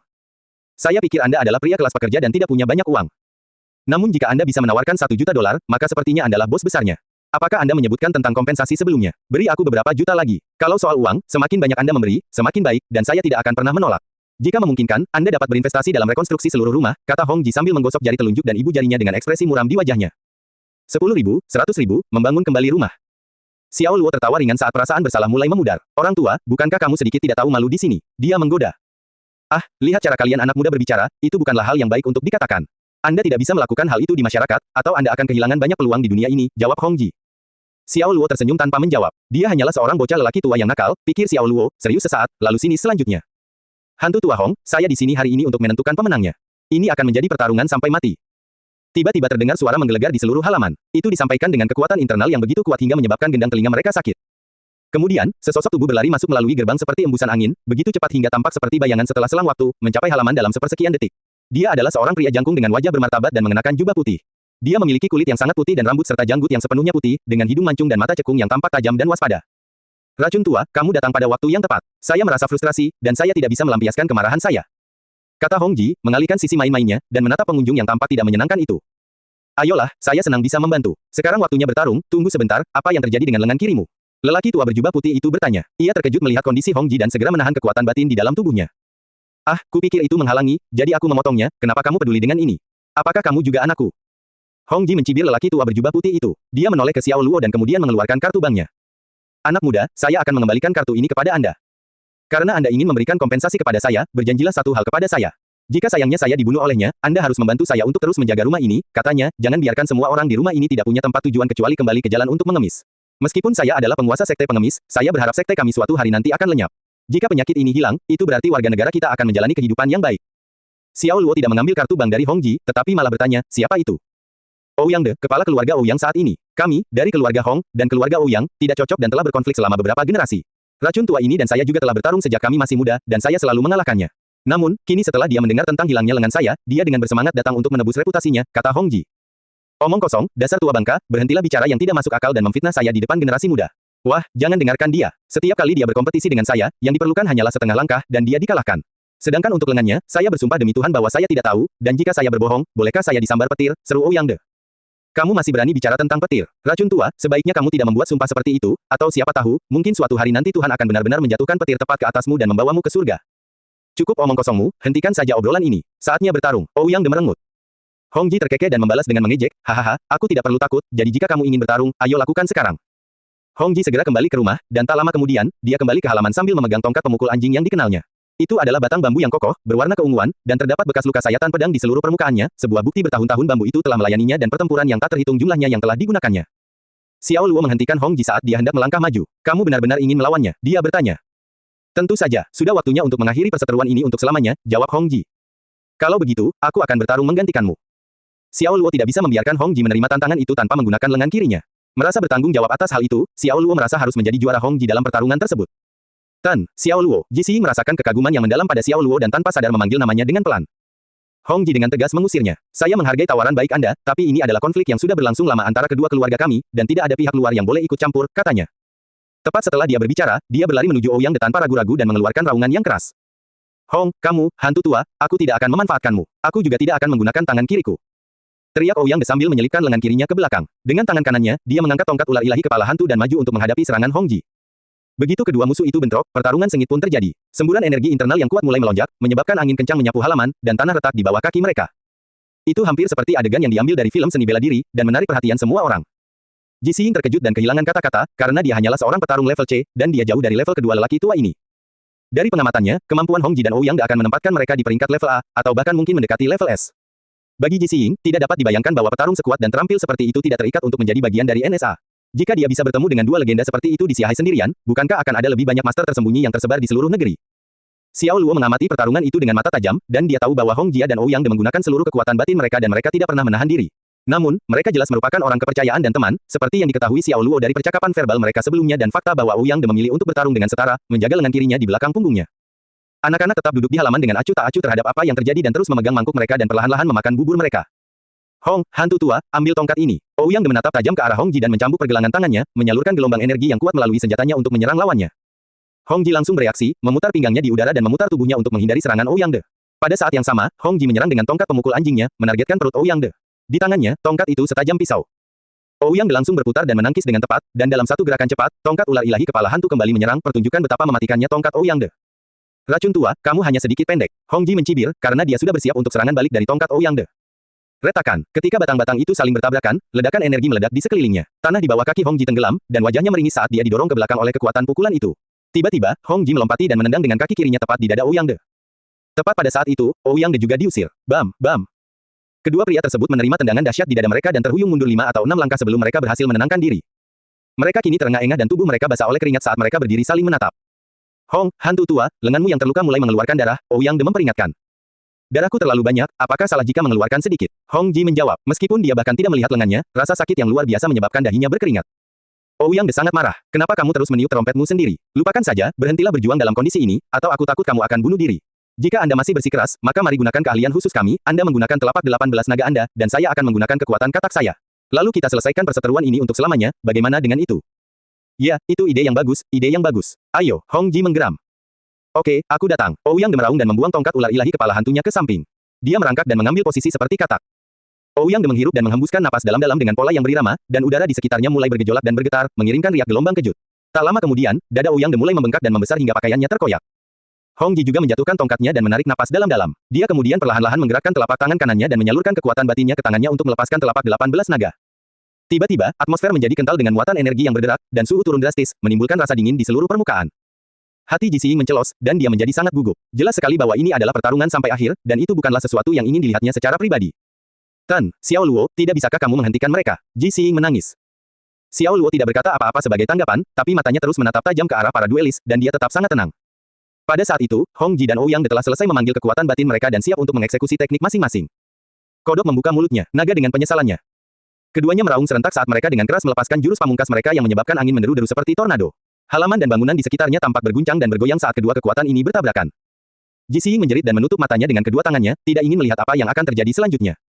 Ledakan. Saat para pejuang melakukan kontak, tanah di bawah mereka mulai retak, dan energi melonjak keluar seperti gelombang. Hong Ji dan Ouyang De tiba-tiba terpana karena serangan mereka tidak mengenai satu sama lain, melainkan pada orang lain. Xiao Luo tiba-tiba muncul dari udara dan melancarkan serangan di dada dan punggungnya. Anak muda, kamu apa ini? Ouyang De terkejut. Wajah Hong Ji langsung berubah. Anak muda, kamu katanya. Hong Ji sangat prihatin. Ji Xiying menurunkan tangannya dan mengintip. Rahangnya ternganga ketika dia melihat siapa orang yang dipukul itu, tidak lain adalah Xiao Luo. Dia menatap dingin ke arah kedua petarung tua itu dan berkata, tidakkah kalian berdua orang tua memiliki sesuatu yang lebih baik untuk dilakukan? Dan ketika dia selesai mengatakan itu, dia menamparkan kedua kepala mereka dengan kecepatan kilat. Hong Ji dan Ouyang De segera kehilangan kesadaran dan langsung terjatuh ke tanah. Xiao Luo meraih keduanya dengan masing-masing tangan dan menyeret mereka menuju pintu masuk rumah anak-anak. Mereka, Ji Xiying berlari saat melihat kedua lelaki tua itu pingsan dalam keadaan tidak sadarkan diri. Ekspresi khawatir terlihat di wajahnya. Dengan suara pelan, Xiao Luo berkata padanya, mereka baik-baik saja. Mereka hanya akan menjadi dua pria biasa setelah mereka sadar kembali nanti. Dia telah melakukan pembelian di mall sistem sebelumnya untuk mendapatkan teknik menghilangkan kemampuan bertarung kedua lelaki tua itu. Ketika dia menamparkan kepala mereka, dia langsung memblokir kemampuan Hong Ji dan Ouyang De untuk menyalurkan kekuatan batin mereka lagi.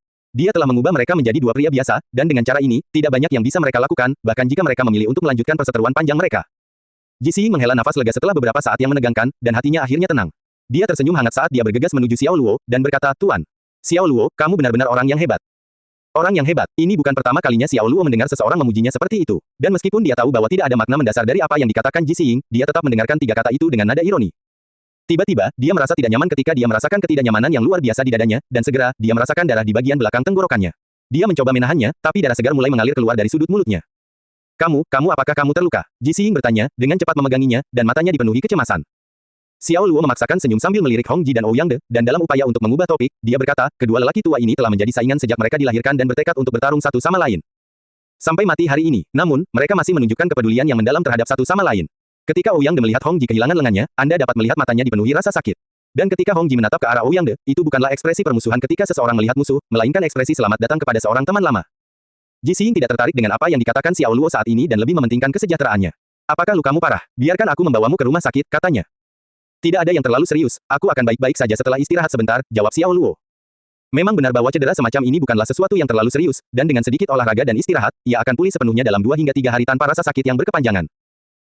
Sekitar setengah jam setelah Xiao Luo dan Ji Xing pergi, Hong Ji dan Ouyang De akhirnya sadar kembali. Anak-anak dari rumah itulah yang membangunkan mereka. Ah, rekanku, kenapa aku merasa tubuhku sangat hampa?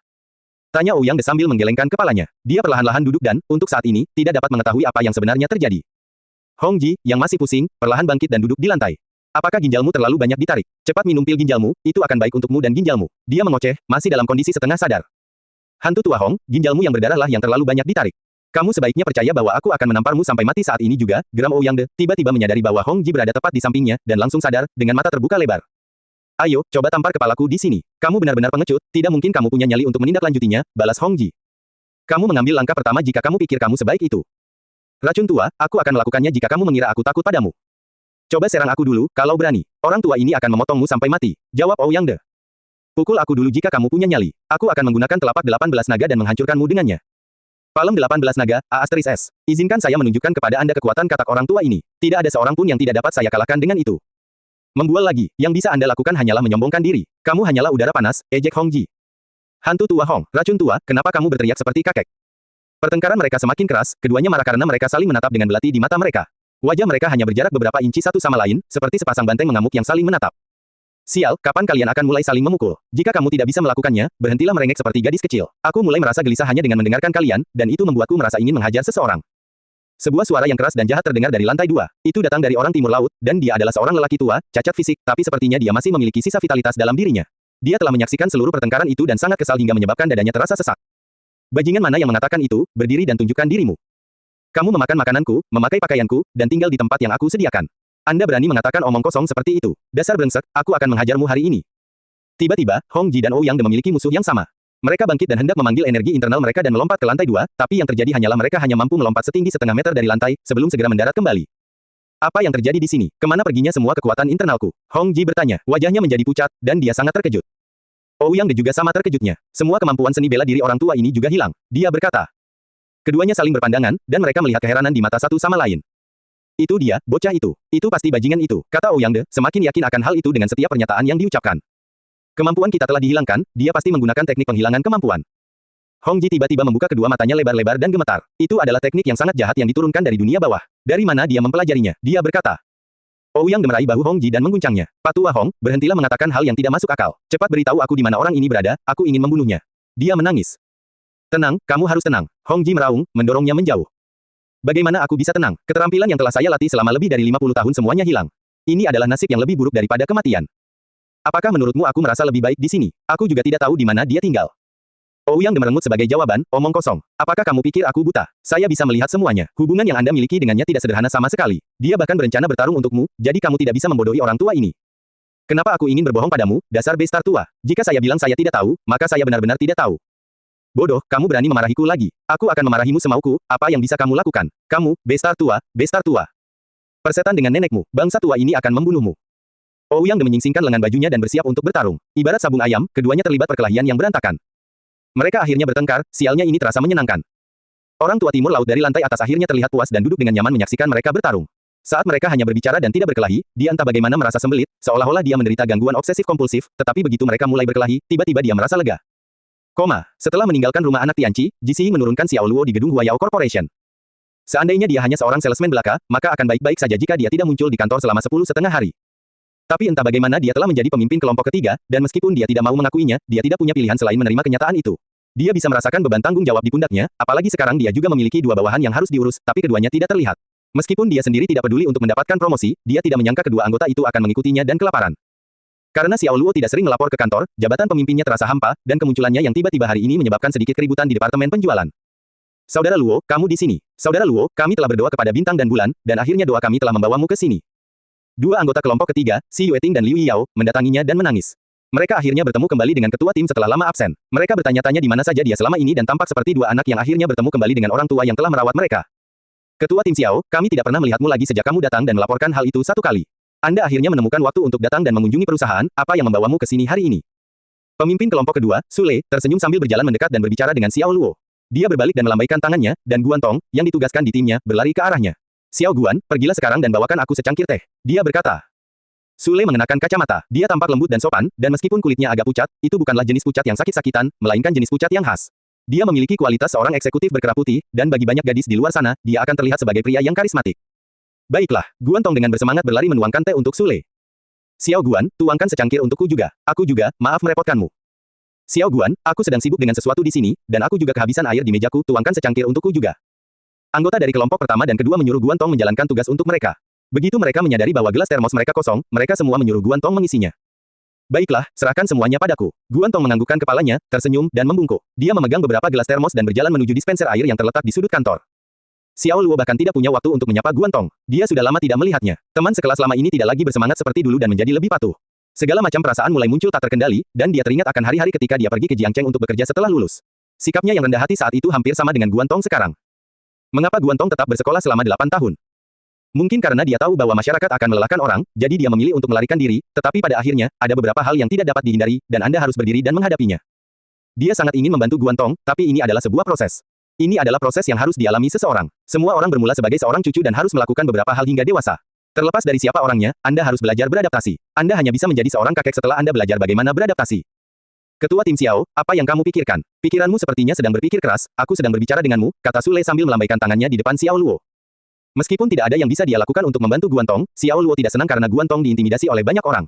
Sule ditugaskan sebagai master Guan Tong oleh kepala departemen penjualan, Mao Jianyi, dan fakta bahwa Guan Tong dianiaya harus menjadi tanggung jawab Sule. Selain itu, Sule adalah orang pertama yang memerintahkan Guan Tong mengambilkan air untuknya, jadi dia yakin Sule memanfaatkan posisinya sebagai pemimpin. Area ini milik kelompok ketiga, tempat dudukmu ada di sana. Xiao Luo tidak menyembunyikan rasa jijiknya terhadap Sule dan tidak menunjukkan wajahnya, dan suaranya kasar dan dingin ketika dia merengut dan menunjuk ke kursi pemimpin kelompok kedua. Sule membeku. Dia tidak menyangka Xiao Luo akan memberinya sikap dan terlihat tersinggung. Xi Yueting dan Liu Yao tertegun dan langsung bertanya pada diri sendiri apakah Xiao Luo berselisih dengan ketua tim Su karena dia baru saja menyaksikan Guan Tong diintimidasi. Sule menunjukkan ketenangan dan melontarkan senyuman palsu pada Xiao Luo sambil menyesuaikan kacamatanya. Ketua tim Xiao, apa maksudnya ini? Saya dengan tulus berusaha berteman dengan Anda di sini, katanya. Xiao Luo menawarinya satu kata sebagai jawaban, enyahlah. Xiao Luo berbicara dengan tegas tetapi tidak keras, tetapi karena kantor departemen penjualan tidak terlalu besar atau terlalu kecil, suaranya terdengar, dan banyak orang masih dapat mendengar apa yang baru saja dia katakan. Semua anggota departemen penjualan yang awalnya sibuk dengan pekerjaan mereka semua mengangkat kepala dan melihat ke atas. Mereka semua melihat ke arah mereka. Mata semua orang dipenuhi dengan pertanyaan karena mereka tidak tahu apa yang terjadi antara Sule dan Xiao Luo di masa lalu dan penasaran mengapa sepertinya mereka sedang bertengkar. Sule memasang senyum yang dipaksakan setelah keterkejutan awal, dan berkata, Ketua tim Xiao, tentunya kamu tidak melakukan ini padaku karena Guan Tong. Jika itu alasannya, maka aku harus meremehkanmu. Guan Tong mungkin adalah teman Anda, tetapi pada akhirnya dia adalah seorang pemula, dan seorang pemula harus melakukan apa yang harus dilakukan oleh seorang pemula. Hal yang sama berlaku untuk pekerjaan apapun di luar sana, ini adalah aturan yang tidak diucapkan. Jangan bilang, Ketua tim Xiao tidak memahami latihan ini. Aku tidak perlu mengerti apapun, kamu bisa merangkak kembali ke tempat dudukmu di sana sekarang, balas Xiao Luo. Sule tersenyum dingin dan berkata, hehe, kamu mungkin menjadi pemimpin tim, tapi aku, Sule, sebagai pemimpin tim juga, dan peringkatku setara denganmu. Hak apa yang Anda miliki untuk menyuruh saya pergi? Selain itu, saya berdiri di tempat umum, dan saya bisa tinggal di sini selama yang saya mau. Xiao Luo bermaksud mengucapkan beberapa patah kata lagi tetapi dibujuk oleh Xi Yueting dan Liu Yao. Saudara Luo, dia memang berdiri di area umum. Mereka berdua mengerutkan alis dan memberi isyarat dengan mata, memberi isyarat kepadanya untuk tidak berdebat sengit dengan Sule, karena mereka semua adalah rekan kerja. Selain itu, kelompok ketiga terdesak karena anggotanya hanya 3. Jadi, jika mereka benar-benar berselisih satu sama lain dalam kelompok, mereka bertiga akan kalah jumlah dan kemungkinan besar akan terdorong ke tempat lain.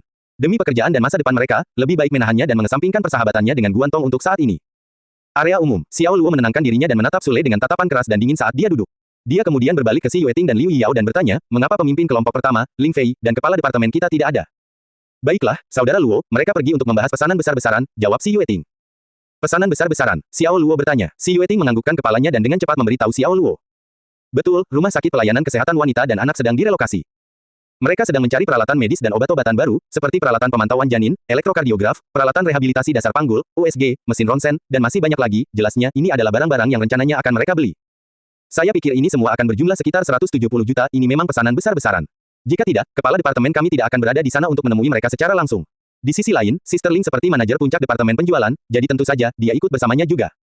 Oh, begitu, kata Xiao Luo. Saudara Luo, kita akan segera mendekati akhir bulan, saya khawatir hasil penampilan kelompok ketiga akan berakhir di urutan terakhir lagi.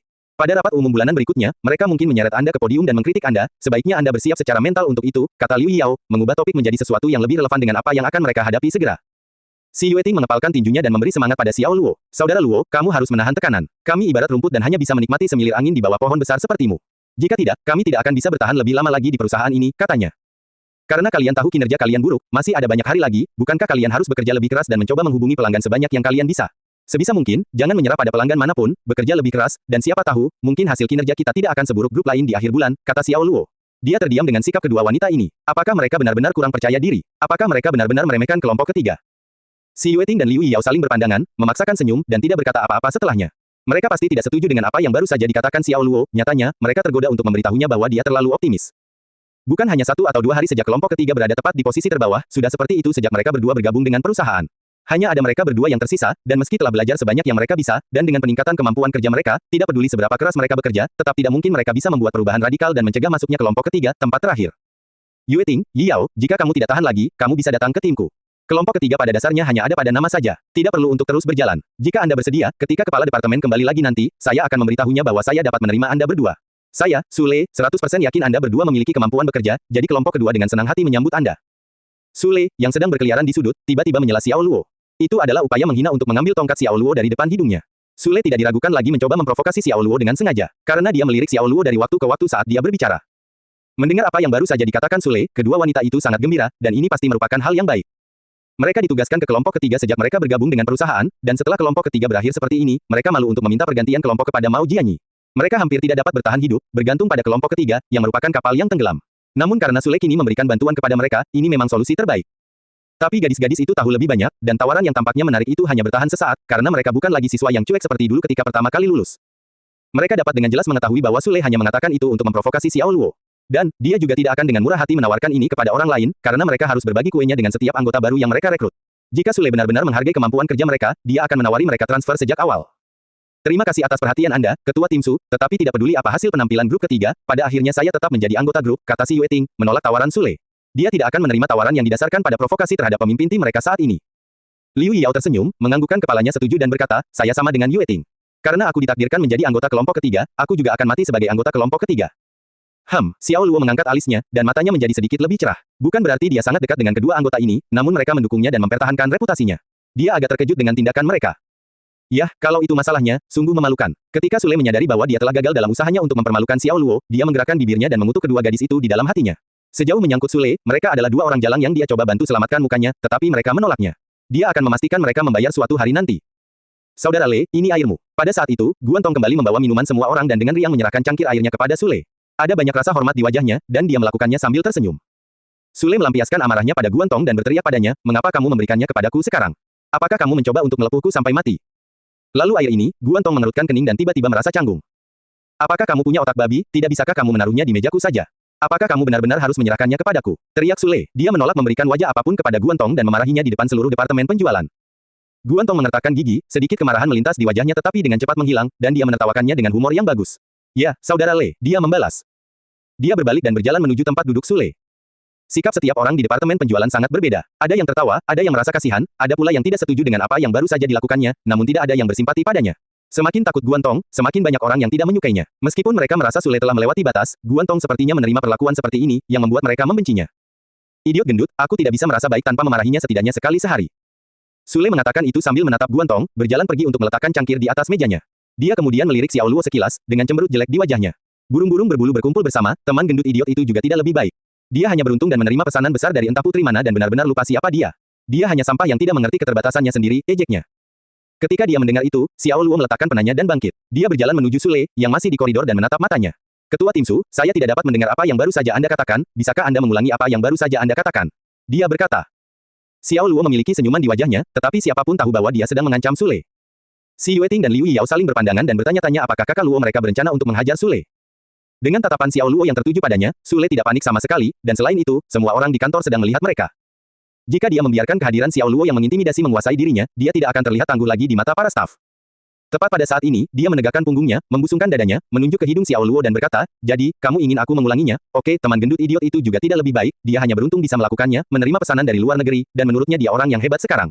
Dia berpuas diri dan tidak menyadari fakta bahwa dia hanyalah sampah. Kamu benar-benar punya nyali. Xiao Luo tertawa dan menganggukkan kepalanya. Detik berikutnya, wajahnya menjadi gelap, dan kakinya menghantam dada Sule dengan keras. POW, setelah bunyi gedebuk, tubuh Sule terlempar ke belakang sekitar 2 hingga 3 meter. Dia terjatuh ke tanah dan melolong kesakitan yang luar biasa ketika dia merasa seolah-olah setiap tulang di tubuhnya patah. Sebelum Sule sempat bangun, Xiao Luo mengambil pot tanaman kaktus di meja di sebelahnya dan langsung menjatuhkannya ke kepalanya. Itu berakhir dalam hitungan detik tanpa ragu-ragu. Retakan, pot porselen tanaman kaktus dalam pot pecah seketika, pasir berserakan di lantai, dan kaktus berguling dan bertumpu pada sisinya. Kepala Sule mengeluarkan banyak darah, dan banyak juga duri kaktus yang menempel di dahinya. Rasa sakitnya semakin parah saat jeritannya semakin intensif. Semua orang di kantor berdiri secara bersamaan dan menatap dengan kaget pada Sule yang babak belur, yang dipukuli habis-habisan oleh Xiao Luo di koridor. Saat mereka memandang Xiao Luo dengan ketakutan, hawa dingin menjalar dari atas tengkorak sampai ke jari kaki, tubuh mereka menjadi dingin, dan rambut mereka berdiri tegak. Kejam, tanpa belas kasihan, tidak ada yang menyangka bahwa pria biasa dan tampan seperti Xiao Luo akan menjadi kejam saat dia marah. Dia sangat mirip serigala jahat kalau tidak diprovokasi, tidak apa-apa, tapi begitu diaduk, jadinya menakutkan sekali, dan bagi Xiao Luo, dialah yang paling menakutkan. Kenapa kamu brengsek? Apa yang kamu lakukan sekarang? Kamu berani memukulku? Apakah kamu masih berencana untuk tinggal di Guayao Group? Guan Tong buru-buru berlari saat ini dan dengan cepat menahan Xiao Luo. Meskipun dia tahu bahwa Xiao Luo adalah bos Luo Ventures, menimbulkan masalah di grup Guayao mungkin mengakibatkan dia menerima tuntutan hukum atas hal ini. Bahkan jika Cheo Sen tidak melanjutkan masalah ini, dia akan tetap menjadi musuh publik, dan ini sama sekali tidak ada gunanya. Guan Tong, jangan ikut campur. Xiao Luo mendorong Guan Tong ke samping dan menatap Sule, yang sangat ulet dan masih sadar sepenuhnya meski kepalanya memar. Xiao Luo berlutut di samping Sule, mengangkat tangannya ke telinga, dan memberi isyarat untuk mendengarkan sesuatu. Ayo, ulangi lagi apa yang baru saja kamu katakan, telingaku di sini tidak berfungsi dengan baik akhir-akhir ini, dan aku kurang menangkapmu, katanya. Dasar orang biadab, aku akan menuntutmu, aku pasti akan menuntutmu. Sule berteriak, mengerutkan kening pada Xiao Luo karena terkejut dan marah. Xiao Luo tersenyum dan berkata, saya yakin bukan itu yang Anda katakan sebelumnya. Ayo, biarkan aku mendengar kalimat itu lagi.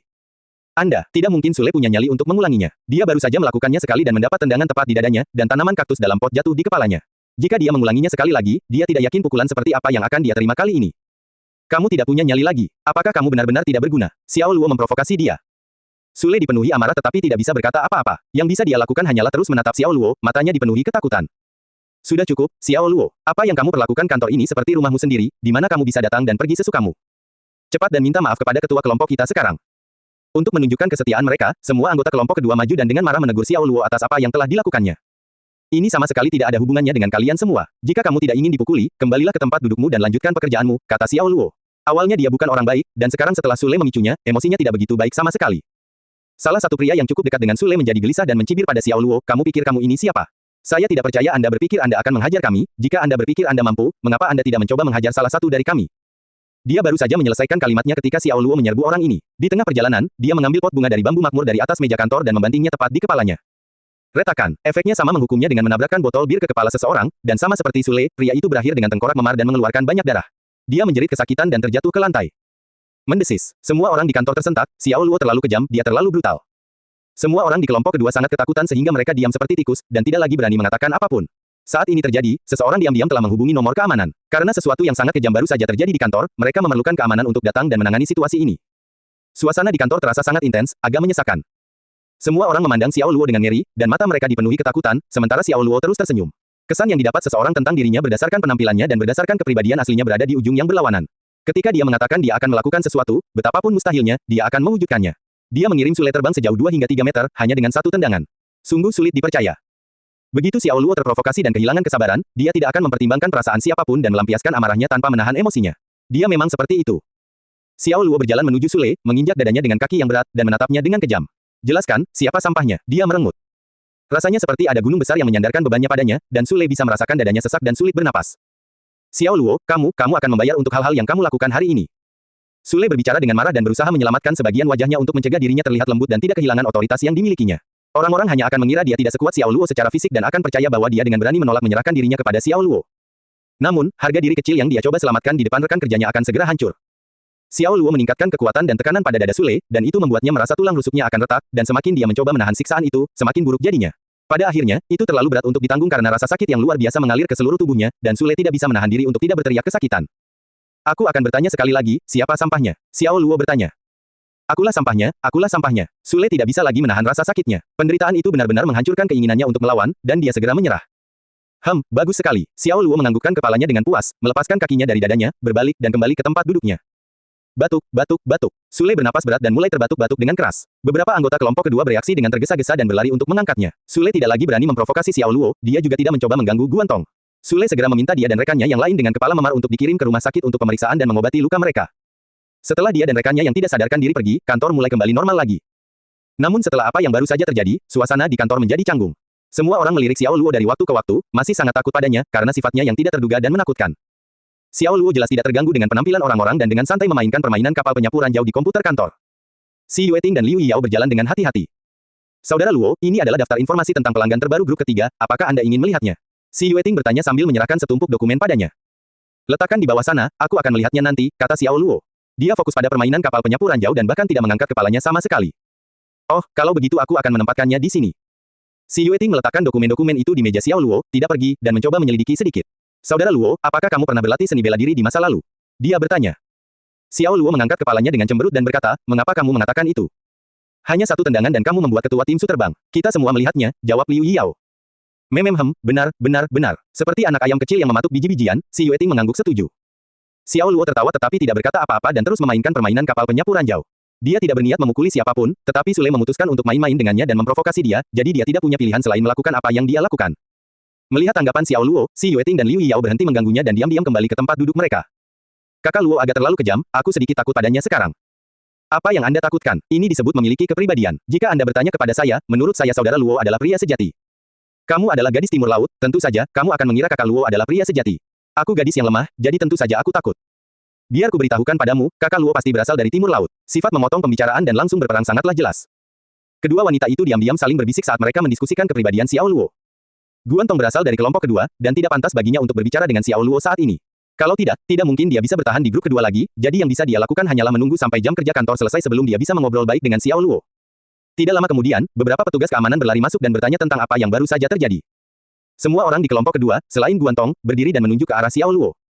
Orang ini memukuli seseorang, dia memukuli mereka dengan sangat parah hingga dia melukai salah satu kepala rekan kerja dan ketua tim kami. Ya, orang ini barbar dan tidak cocok tinggal di kantor ini. Lihat semua noda darah di lantai, itu dari rekan kita dan ketua tim.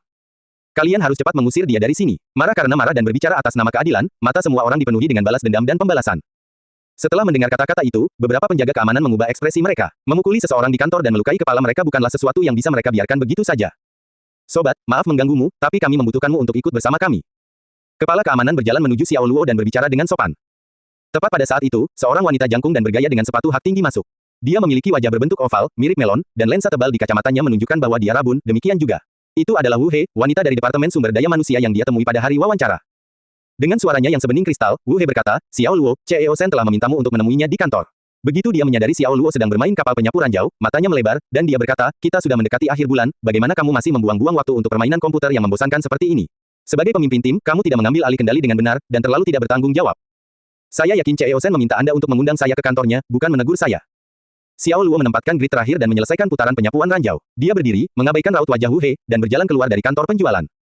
Semua orang di departemen penjualan tidak percaya memikirkan Xiao Luo tidak takut pada apapun, dan itu agak menyebalkan. Tidakkah dia tahu bahwa Wu He adalah sekretaris CEO Sen dan asisten direktur Departemen Sumber Daya Manusia? Di grup Hua Yao, selain para pemimpin eksekutif, siapa lagi yang berani berbicara seperti itu kepada Wu He? Jingan, Wu He mengutuk pelan sambil menatap punggung Xiao Luo, dengan ekspresi arogan di wajahnya, dia berbalik dan berjalan pergi. Di kantor Shen Xingyan, selain Shen Xingyan, Mao Jianyi dan Ling Fei dari departemen penjualan juga ada di sana. Ekspresi mereka berdua terlihat sangat canggung, dan terlihat jelas bahwa mereka sedang ditegur. Shen Qingyan duduk di kursi kantor. Dia mengenakan setelan bisnis hitam yang memamerkan tubuhnya yang menggerakkan dan indah. Matanya berbinar, seperti biasa, dan ditonjolkan dengan eyeshadow paling ringan. Pesanan jutaan dalam jumlah besar dan kami baru memberikannya ke apotek Renhe. Kepala Departemen Mao, saya harap Anda dapat memberi saya penjelasan yang masuk akal, kata Shen Qingyan. Dia mempunyai ekspresi yang terlihat dingin, dan dia terlihat sangat marah, juta bukanlah pembelian kecil, dan pesanan seperti itu adalah sesuatu yang membuat orang lain rela mati. Mao Jianyi menyeka keringat di dahinya dan menunduk. CEO Sen, semua ini adalah kesalahan dan tanggung jawab saya. Kami datang agak terlambat, dan apotek Renhe mendapat kesepakatan karena mereka selangkah lebih maju dari kami, jelasnya. CEO Sen, bukan itu masalahnya, Direktur Guo dari Rumah Sakit Wanita sudah condong ke apotek Renhe sejak awal. Sebelum rencana relokasi, dia sudah berinisiatif dan menghubungi apotek Renhe. Dia sama sekali tidak berniat bekerja dengan Hua Yao Group, Ling Fei menyela, tidak mau menerima kesalahannya. Shen Qinglan tertawa. Ling Fei, Anda adalah orang dengan kinerja penjualan terbaik di departemen ini. Kata-kata seperti ini tidak boleh keluar dari mulut Anda. Apa arti penjualan bagi Anda? Penjualan adalah kemampuan untuk mengubah pelanggan yang enggan menjadi pelanggan yang bersedia.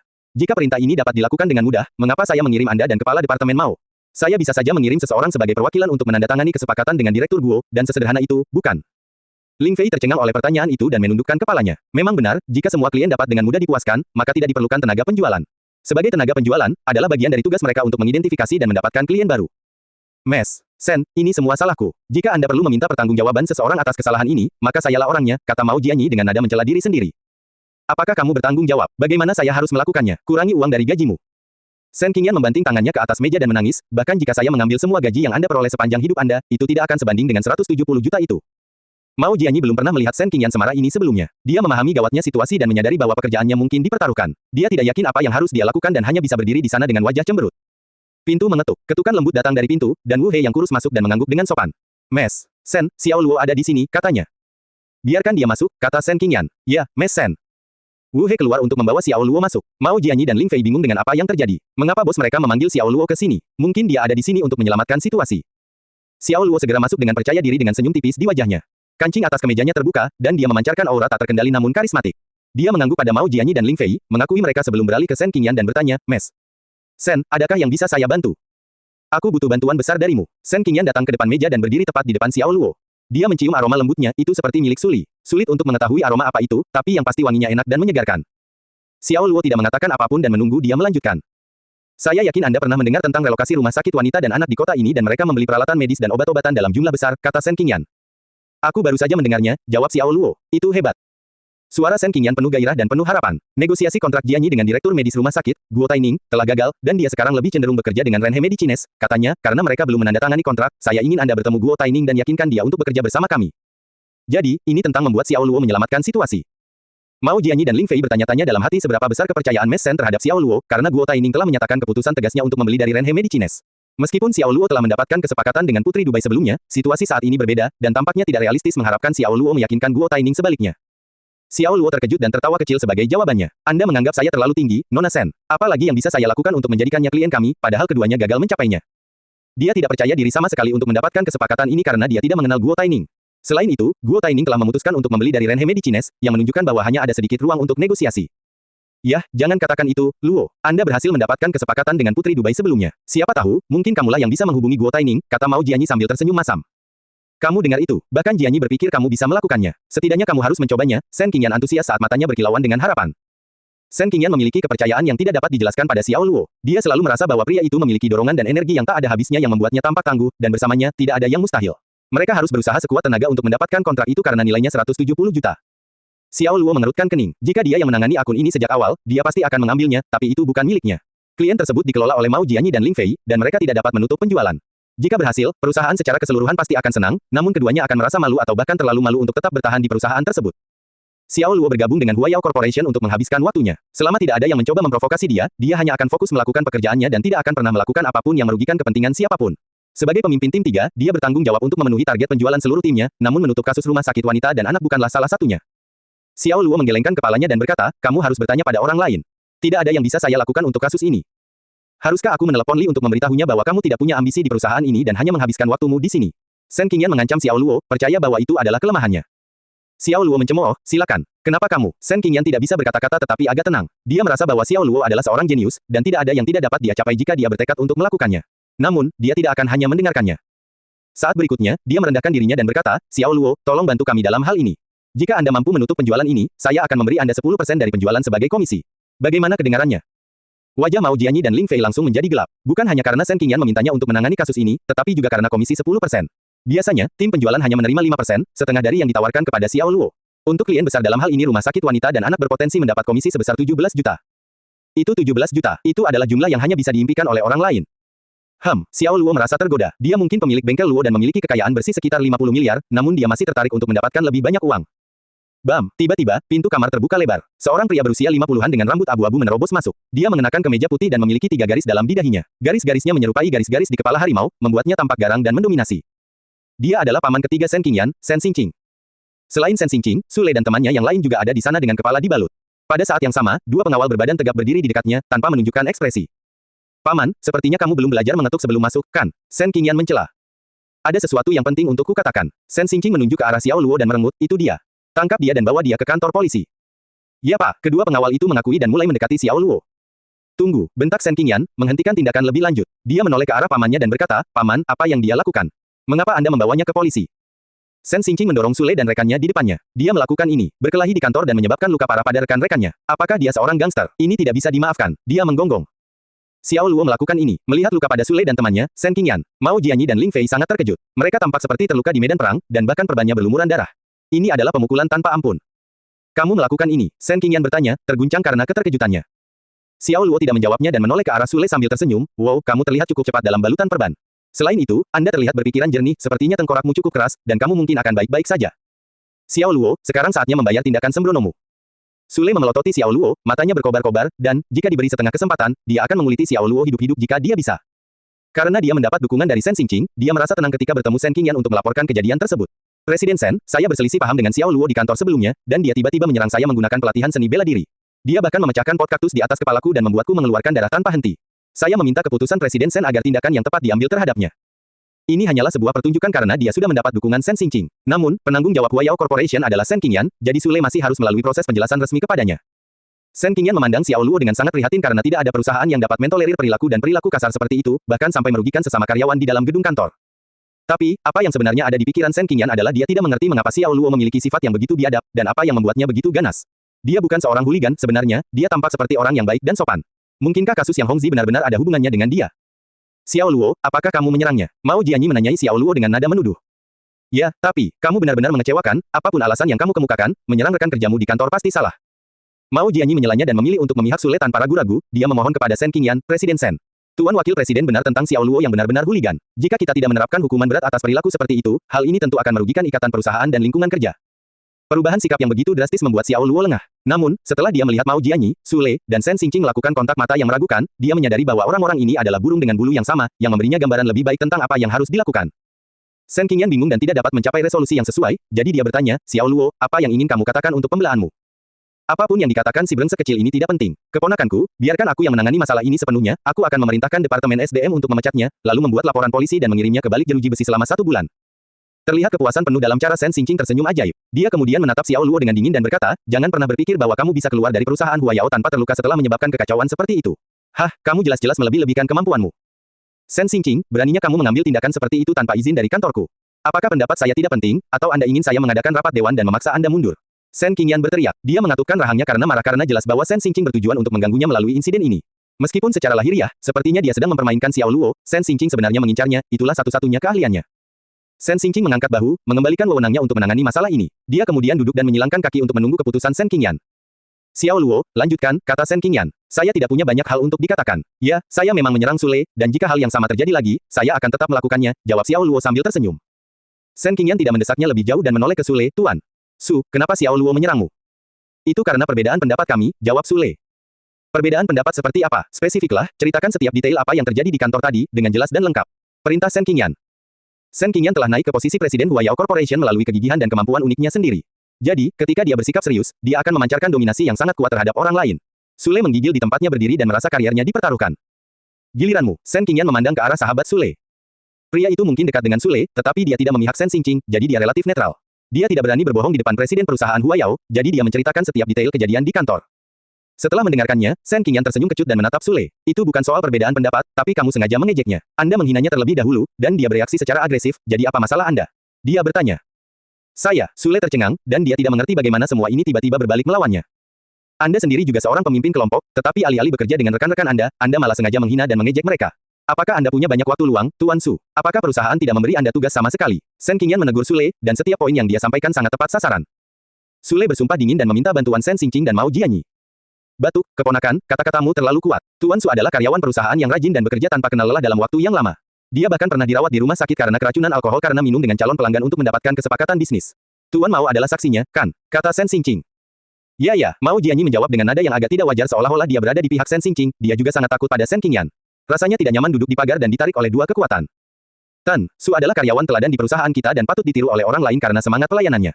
Selain itu, perusahaan harus mempekerjakan lebih banyak talenta seperti Tuan Su, karena ini akan memungkinkan dia untuk beristirahat dari waktu ke waktu, bukan?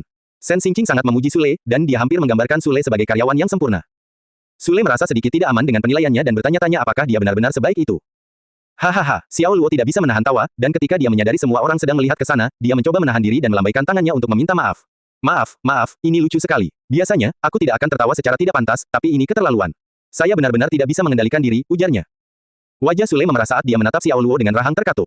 Semakin sempurna Sen Xingqing menggambarkannya, semakin dia merasa malu ketika Xiao Luo tertawa.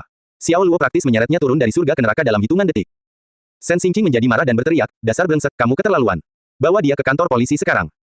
Wakil Presiden Sen, apakah Anda tidak takut diminta mundur? Xiao Luo mencibir. Sen Xingqing terkejut karena Xiao Luo terdengar sangat percaya diri, jadi dia segera menghentikan penjaga keamanannya untuk menangkap Xiao Luo. Dia berjalan dan menanyai Xiao Luo, apa maksudmu dengan itu? Xiao Luo tidak peduli untuk memanggilnya dan malah berbalik menghadap Sen Qingyan. Presiden Sen, saya akan mengurus kontrak dengan pusat perawatan bersalin dan kesehatan anak, tetapi Anda harus menepati janji Anda. Jika saya bisa mendapatkan kontrak ini, saya akan menarik komisi 10%, katanya. Seberapa yakin kamu? Dia bertanya, sekitar 70 hingga 80%, jawabnya. Mao Jianyi menatap dengan dingin dan berkata, sungguh orang yang sombong, kamu akan membayar atas kesombonganmu. Yah, aku tidak akan membayar apapun, tapi aku yakin beberapa orang membayar kesalahan mereka, balas Xiao Luo. Dia sangat senang untuk membuktikan bahwa orang-orang ini salah dan, pada saat yang sama, mendapatkan komisi tambahan sebesar 17 juta. Brengsek kecil, kamu hanya mencoba berpura-pura bodoh, beritahu polisi. Sen Xingqing memberi isyarat kepada penjaga keamanan, dan mereka bergerak menuju Xiao Luo. Saya akhirnya mengerti mengapa keluarga Sen hanya menunjuk Anda sebagai wakil presiden. Itu karena Anda pada dasarnya, bodoh. Saya yakin seluruh dewan direksi tidak akan terlalu senang mendengar hilangnya kesepakatan pusat layanan kesehatan bersalin dan anak. Dan ketika mereka mengetahui bahwa Anda adalah alasan utama kekalahan dalam kesepakatan ini, apakah Anda benar-benar berpikir bahwa mereka akan membiarkan Anda lolos tanpa cedera? Xiao Luo bertanya. Sen Xingqing sangat marah sehingga dia mulai tertawa, bajingan kecil, kamu terlalu memikirkan dirimu sendiri. Apakah Anda benar-benar berpikir bahwa Anda dapat mengambil keuntungan langsung dari mulut Renhe Medicines dan mendapatkan kesepakatan itu? Jangan absurd. Guo Xingqing tertawa begitu keras hingga terdengar dari setiap sudut kantor. Mao Jianyi ikut tertawa, karena sudah menjadi fakta yang diterima bahwa Guo Taining pasti akan menandatangani kontrak dengan Renhe Medicines. Apa yang baru saja dilakukan Mao Jianyi hanyalah memberi semangat pada Xiao Luo, demi Sen Qingyan. Dan, sebenarnya, dia sama sekali tidak percaya pada Xiao Luo yang mendapatkan kontrak ini. Saya percaya padanya, kata Sen Qingyan. Ada keyakinan dan tekad yang kuat di mata Sen Qingyan, dan kata-katanya segera mengejutkan orang-orang yang meremehkan Xiao Luo dan membungkam kantor dalam sekejap. Sen Xingqing tersenyum merendahkan dan berkata, keponakan, jangan tertipu oleh orang seperti dia. Paman akan mengurus penjahat ini, dan aku akan memastikan dia berada di belakang bar. Saya tidak tertipu olehnya, dan jika dia tidak bisa mendapatkan kontrak dengan pusat layanan kesehatan bersalin dan anak, maka tidak ada orang lain di perusahaan ini yang bisa. Sen Qingyan memiliki keyakinan yang kuat pada Xiao Luo sejak perlombaan Wild Wolf Mountain, di mana dia memenangkan perlombaan hanya dengan mengendarai tramci. Adegan khusus Xiao Luo yang membawa tramci melewati tebing dan melintasi jurang terpatri dalam ingatannya, dan itu adalah sesuatu yang tidak akan pernah bisa dia lupakan. Pria ini misterius dan memiliki keterampilan luar biasa, dia selalu terlihat tenang, dan dia pastinya adalah seseorang yang telah melalui banyak hal. Ling Fei sedikit terkejut dan menatap Xiao Luo dengan iri. Dia tidak dapat memahami mengapa Presiden Sen memiliki kepercayaan dan keyakinan yang begitu tinggi terhadap pria itu. Apakah hanya karena dia telah mendapatkan bisnis dengan Putri Dubai? Suasana kantor penuh dengan intrik dan menjadi agak tegang sebelum tiba-tiba dipecah oleh tawa mengejek Sen Xingqing. Keponakanku, aku benar-benar tidak bisa memahamimu. Mengapa kamu begitu menyukai si brengsek kecil ini? Mungkinkah kamu dan dia punya, dia menyiratkan. Kalimat terakhirnya sangat sugestif, dan sebenarnya sangat jelas bagi semua orang di ruangan itu. Mereka memandang Sen Qingyan karena kata-kata Sen Xingqing memang masuk akal. Dalam pikiran mereka, Sen Qingyan selalu terlalu protektif terhadap Xiao Luo, dan terbukti ada sesuatu yang terjadi di antara mereka sehingga dia bertindak seperti ini. Jelas tidak butuh waktu lama bagi seseorang untuk sampai pada kesimpulan seperti itu. Sen Qingyan sangat marah dan membanting mejanya dengan keras. Sen Qingxing, simpan taktik kotormu dan berhentilah menghina hubungan pribadiku dengan yang lain, kamu tidak dalam posisi untuk melakukan itu. Bukankah sudah jelas kalau kamu berselingkuh dengan si brengsek kecil ini? Kita bahkan tidak perlu menebak-nebak lagi. Jika kalian tidak memiliki hubungan yang tidak biasa, lalu mengapa kalian memihaknya? Sen Xingqing berkata dengan nada memfitnah. Anda, Sen Qingyan mengatupkan giginya dan menatap Sen Xingqing, marah hingga tak bisa diungkapkan dengan kata-kata. Seluruh tubuhnya gemetar karena marah, tetapi dengan cepat dia kembali tenang dan membantah, saya memihaknya karena dia dapat mengamankan kontrak ini. Sen Xingqing, karena Anda berpikir ada sesuatu yang tidak biasa terjadi padanya, saya tantang Anda untuk bertaruh dengan saya. Bertaruh pada apa? Saat ini, mereka sudah secara terbuka bermusuhan satu sama lain, dan Sen Xingqing tidak peduli untuk bersikap baik. Mereka telah menjadi musuh kantor selama bertahun-tahun, dan itu sudah menjadi rahasia umum di perusahaan. Taruhannya akan didasarkan pada ini, apakah Xiao Luo dapat mendapatkan kontrak dengan pusat perawatan bersalin dan kesehatan anak atau tidak. Sen Qingyan berencana mempertaruhkan segalanya dalam taruhan ini karena dia telah mencapai batas toleransinya dengan Sen Xingqing. Perebutan kekuasaan ini seharusnya sudah dilakukan sejak lama, namun dia menundanya demi hubungan mereka sebagai keponakan dan paman. Kata-kata yang diucapkan oleh Sen Xingqing hari ini sejujurnya telah mengecewakannya. Sen Xingqing menyeringai dan bertanya, jadi, untuk apa kita bertaruh? Jika Xiao Luo gagal mendapatkan kontrak, saya akan mengundurkan diri dan membiarkan Anda mengambil alih posisi saya. Tapi, jika Xiao Luo berhasil, aku minta maaf, kalau begitu, sebaiknya kamu segera keluar dari perusahaan ini dan kembali ke kampung halamanmu. Desis Sen Qingyan. Kalau begitu, bukankah kamu seharusnya sudah mengemasi barang-barangmu? Sen Xingqing menjawab dengan percaya diri seolah-olah dia telah memenangkan taruhan. Dia berjalan ke meja Sen Qingyan dan perlahan-lahan duduk di kursinya, sebuah pengingat bahwa kursi ini awalnya miliknya. Sen Qingyan sangat marah dan berkata, hentikan omong kosong itu, apakah kamu memainkan permainan ini atau tidak? Hah, dan, kenapa tidak? Sen Xingqing menggebrak meja dan berdiri dengan yakin.